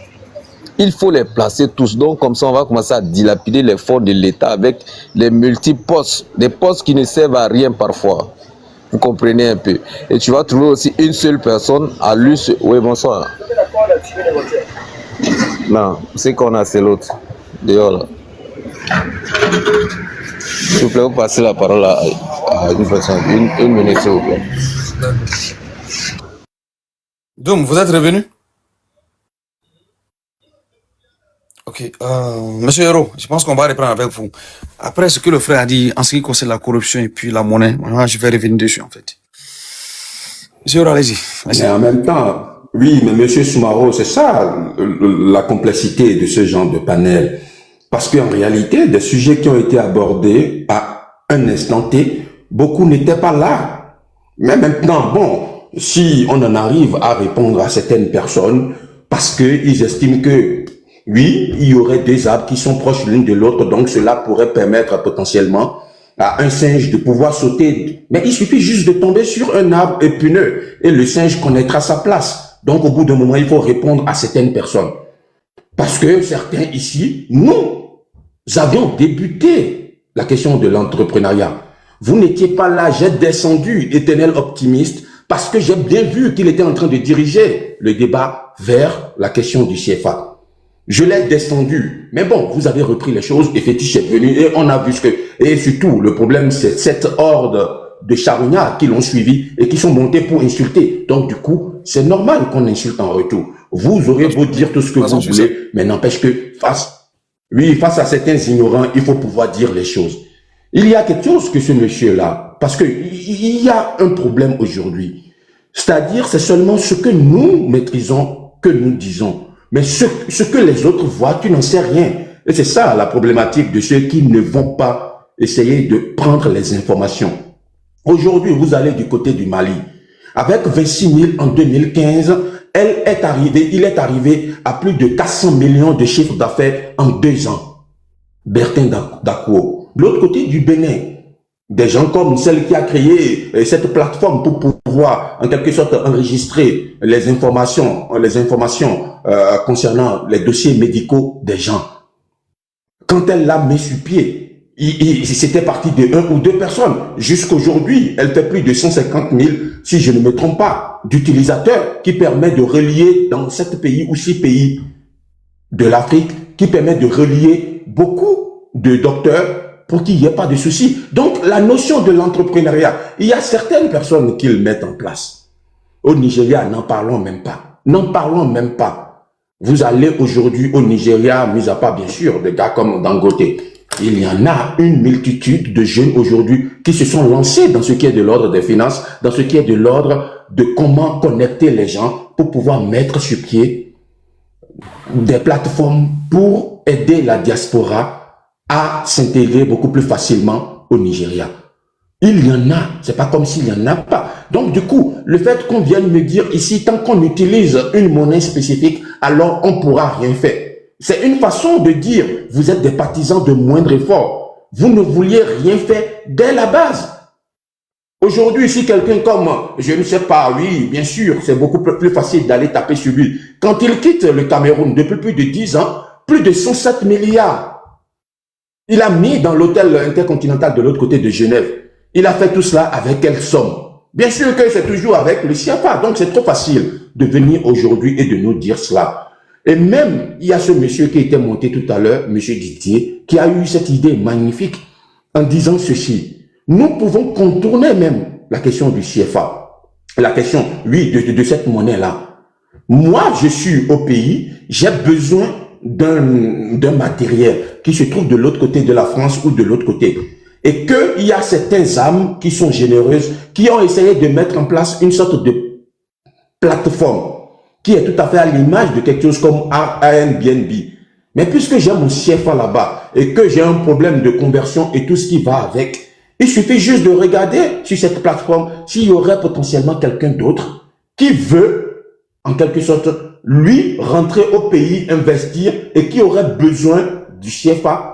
Donc, du coup, je peux me permettre de faire cet échange-là avec le cours de la monnaie du jour, en quelque sorte. Donc, il y a, mais maintenant, comment mettre tout cela en application? C'est beaucoup plus délicat, hein? C'est un travail de longue haleine. Mais je pense que nous pouvons bien sûr contourner ce genre de financement, de sources de financement que représente la banque. Nous savions très bien, nos économies ne sont pas assez solides et stables pour nous, en quelque sorte, reposer uniquement sur le système bancaire. Et c'est en cela qu'on a parlé aussi d'ailleurs de la question de microfinance et que d'autres personnes sont venues nous se jeter dans notre gueule ici. Le travail est de longue haleine, on ne dit pas le contraire. Mais si nous n'allons pas à pas, comment voudrez-vous qu'on arrive à quelque chose. Il faut bien sûr partir de quelque part. Si vous ne partez pas de quelque part, vous arrivez comment? Et c'est de ce quelque part-là que nous disons, il faut prendre des risques et ne pas attendre sur ceux qui nous gouvernent, puisqu'on sait de toute façon, ils ne travaillent pas pour les intérêts qui sont les nôtres. D'accord. Permettez, je vais placer quelque chose par rapport à ce que le frère a dit, quoi. Parce que la question de la monnaie, elle est très, très, très, très délicate. Moi, je comprends la position des uns et des autres, mais on n'a pas tous creusé la question de la même manière. Et je vais pas en vouloir aux gens. J'essaie de les comprendre et j'essaie de dire ce que je sais aussi, en admettant que je ne connais pas tout aussi. Je vais caricaturer la création de la monnaie pour qu'on se comprenne en fait. Vous avez le système de troc. J'ai une banane, Madame Isis a une igname, Monsieur Hiro a un poisson. Bon, chacun sait comment il a travaillé pour avoir pour lui. Donc on échange, c'est le même, c'est une question d'égalité en fait. Et puis un beau matin, il y a Monsieur Hiro qui est militairement fort. Il dit bon d'accord, les gars, moi votre affaire là, on va passer à autre chose. Après bon, voilà ce qu'on va faire maintenant. Madame Isis, si vous venez, que vous avez besoin d'un poisson, vous allez devoir donner 10 bananes. Elle dit, mais attends, c'est pas comme ça. Elle dit, non, c'est comme ça. Moi, je viens avec mes oranges. Je dis, bon, ok, tu vas maintenant donner 10 oranges pour un poisson. Comme on a refusé, bon, étant donné qu'il est militairement fort, il nous tabasse nous tous. Et il impose maintenant le fait que moi, je dois travailler 10 fois, lui, il travaille une seule fois. Parce que bon, il a pêché le poisson une seule fois. Moi, il faut que je travaille 10 fois pour avoir 10 oranges. Donc, toi, tu travailles 10 fois et ça va correspondre à moi, chez moi, un seul boulot. C'est comme ça que la monnaie est née. Donc, c'est un rapport de force. C'est pas une question d'étude, hein. C'est un rapport de force. C'est pour cette raison qu'au départ, un franc français faisait 50 francs CFA. Donc, ça veut dire qu'un français travaille une seule fois, nous, on travaille 50 fois. C'est ce que ça veut dire en français facile. Comme ils n'étaient pas contents de ça, ils ont changé un moment, on dit, un franc français fait 100 francs. Et après, ils ont dit, bon, d'accord, après tout ça, voilà ce qu'on va faire. Nous, on change, nous, on devient euro. Maintenant, 1 euro fait 655 francs. Donc, un français travaille une seule fois, toi, tu dois travailler 655 francs. C'est ce que ça veut dire, en fait. Donc, clairement, un petit français qui a 2 millions d'euros seulement dans son compte, lui, il a 1 million en Côte d'Ivoire. Donc, vous, toutes vos entreprises, là, ils viennent tout payer. Donc, c'est un rapport de force. Ne jouez pas avec, en fait. C'est pas parce qu'on comprend la situation actuellement qu'on a oublié de faire avec que il faut penser que c'est un jeu. Lorsqu'on dit, par exemple, la dollarisation de la monnaie, bon, les gens expliquent ça de façon simple. Non, tout le monde dit le dollar et puis on fait la transaction. Non. Ça a été imposé par quelqu'un après la Deuxième Guerre mondiale parce que c'était le plus puissant. C'est-à-dire que toute personne qui utilise le dollar doit payer des frais aux États-Unis pour avoir utilisé une monnaie qu'on les a imposée. Donc, imaginez-vous, jusqu'à ce que les BRICS soient créés, toute la planète utilisait obligatoirement le dollar et payait des frais aux États-Unis pour ça, des commissions. Donc imaginez-vous ce que les États-Unis gagnaient comme argent. Voilà d'où est venue la rébellion de la Chine, de la Russie, et que nous, on n'a pas encore compris. C'est pour cette raison que les gens se battent pour ces choses-là. Donc la question de la monnaie, ne prenez pas en dérision en fait. Elle est très sérieuse. Parce que c'est un rapport de force. Tant que c'est l'autre qui décide, bon, je ne sais pas comment il va t'en sortir. Donc, il nous faudra travailler de telle sorte que sensibiliser, expliquer aux gens, jusqu'à ce que ce rapport-là, on y travaille sérieusement dessus. On a la chance aujourd'hui que, bon, la Chine a créé un autre système, même si ça ne nous appartient pas en tant qu'Africains, mais ça nous soulage un peu. Le système BRICS, qui leur permet aujourd'hui de faire le BRICS Pay, voilà, où tu peux te passer de un suite. Mais lorsque c'était seulement que le seul suite, donc c'est l'Occident seul qui décidait des transactions. Donc, dès que tu as un élève qui ne les respecte pas, on bloque toutes les transactions et tu es foutu. Et c'est ce qu'ils avaient fait en juillet 2023 lorsqu'il y a eu le dernier coup d'État dans la US. Ils ont bloqué tous les fonds du Niger. Et en août déjà, Tiani n'allait plus rester au pouvoir parce qu'il n'allait pas être capable de payer les fonctionnaires puisqu'il n'avait plus assez fonds. Maintenant, la population est sortie. On dit, bon, c'est un faux coup d'État, donc voilà pourquoi on l'a chassé. Alors que c'est la France qui est derrière. Donc, il a fallu un prêt de la Chine à hauteur de 400 millions de dollars pour pouvoir payer les gens d'abord. Ensuite, utiliser maintenant le canal chinois pour pouvoir faire les transactions. Donc l'AES a encore envie, parce qu'il y a ce canal-là qui existe. Je pense que sur les 55 morceaux de terre qu'on appelle pays africains, là, il y a 54 qui aujourd'hui utilisent ce système-là pour ne plus trop dépendre de l'Occident. Donc la question monétaire, s'il vous plaît, n'en faites pas quelque chose de simple. Elle est très sérieuse pour ça. Je comprends le niveau des gens, je comprends les expressions qu'ils donnent, mais ne minimisez pas en fait. En ce qui concerne la corruption, je vais chuter là. Frère, je vous comprends très bien par rapport à la corruption. Mais il y a une autre lecture de la corruption en fait. La corruption, fondamentalement, c'est du business. Le seul problème avec, c'est que le noir est suffisamment bête pour ne pas que ça le profite. Vous ne remarquez pas que le FMI continue à donner de l'argent à des pays dits corrompus. Pourquoi il continue? Sachant très bien que si je donne, ça dit, c'est comme M. Déposé me donne 500 000 francs. Je travaille mal, je n'ai pas remboursé. Et puis il vient encore, il dit bon, viens encore, je vais donner 600 000 encore. Mais qu'est-ce qui se passe là? Donc le noir, au lieu de travailler pour que ça le... Lui, dès qu'il a l'argent, il s'en se coucher en Europe avec. Bon, quand nos présidents volent l'argent, comme on le dit tout, où est-ce qu'ils vont aller l'argent? Ils vont déposer dans des comptes en Occident. Mais pourquoi immédiatement on dit, bah non, comme c'est la corruption, non, on fait retourner? Non. Dès qu'ils déposent sur le compte, les banques européennes prennent cet argent-là pour prêter aux investisseurs européens. Maintenant, bon, il y a des bandes de comédiens là qu'on appelle, ceux qui portent les robes là, juges là. Donc on leur dit, bon, voilà, vous allez faire enquête. Et 15 ans, 20 ans, 30 ans. Après on dit, bon, lui là c'était un dictateur, on l'a arrêté. En ce moment, la banque a déjà donné de l'argent à leurs entrepreneurs, ils sont allés travailler, ils ont remboursé le capital, les intérêts. Toi maintenant on vient t'arrêter. Donc c'est dans cette comédie-là. Il faudra vraiment qu'on continue à creuser ces questions-là et ne pas s'arrêter un peu à la surface parce que bon, on nous a mis trop avec ça. C'est comme la contrebande également. Bon, nous on condamne, on dit c'est pas bon, mais pourtant c'est ce qu'ils font, non? Quand on dit, bon, par exemple au Soudan, ok,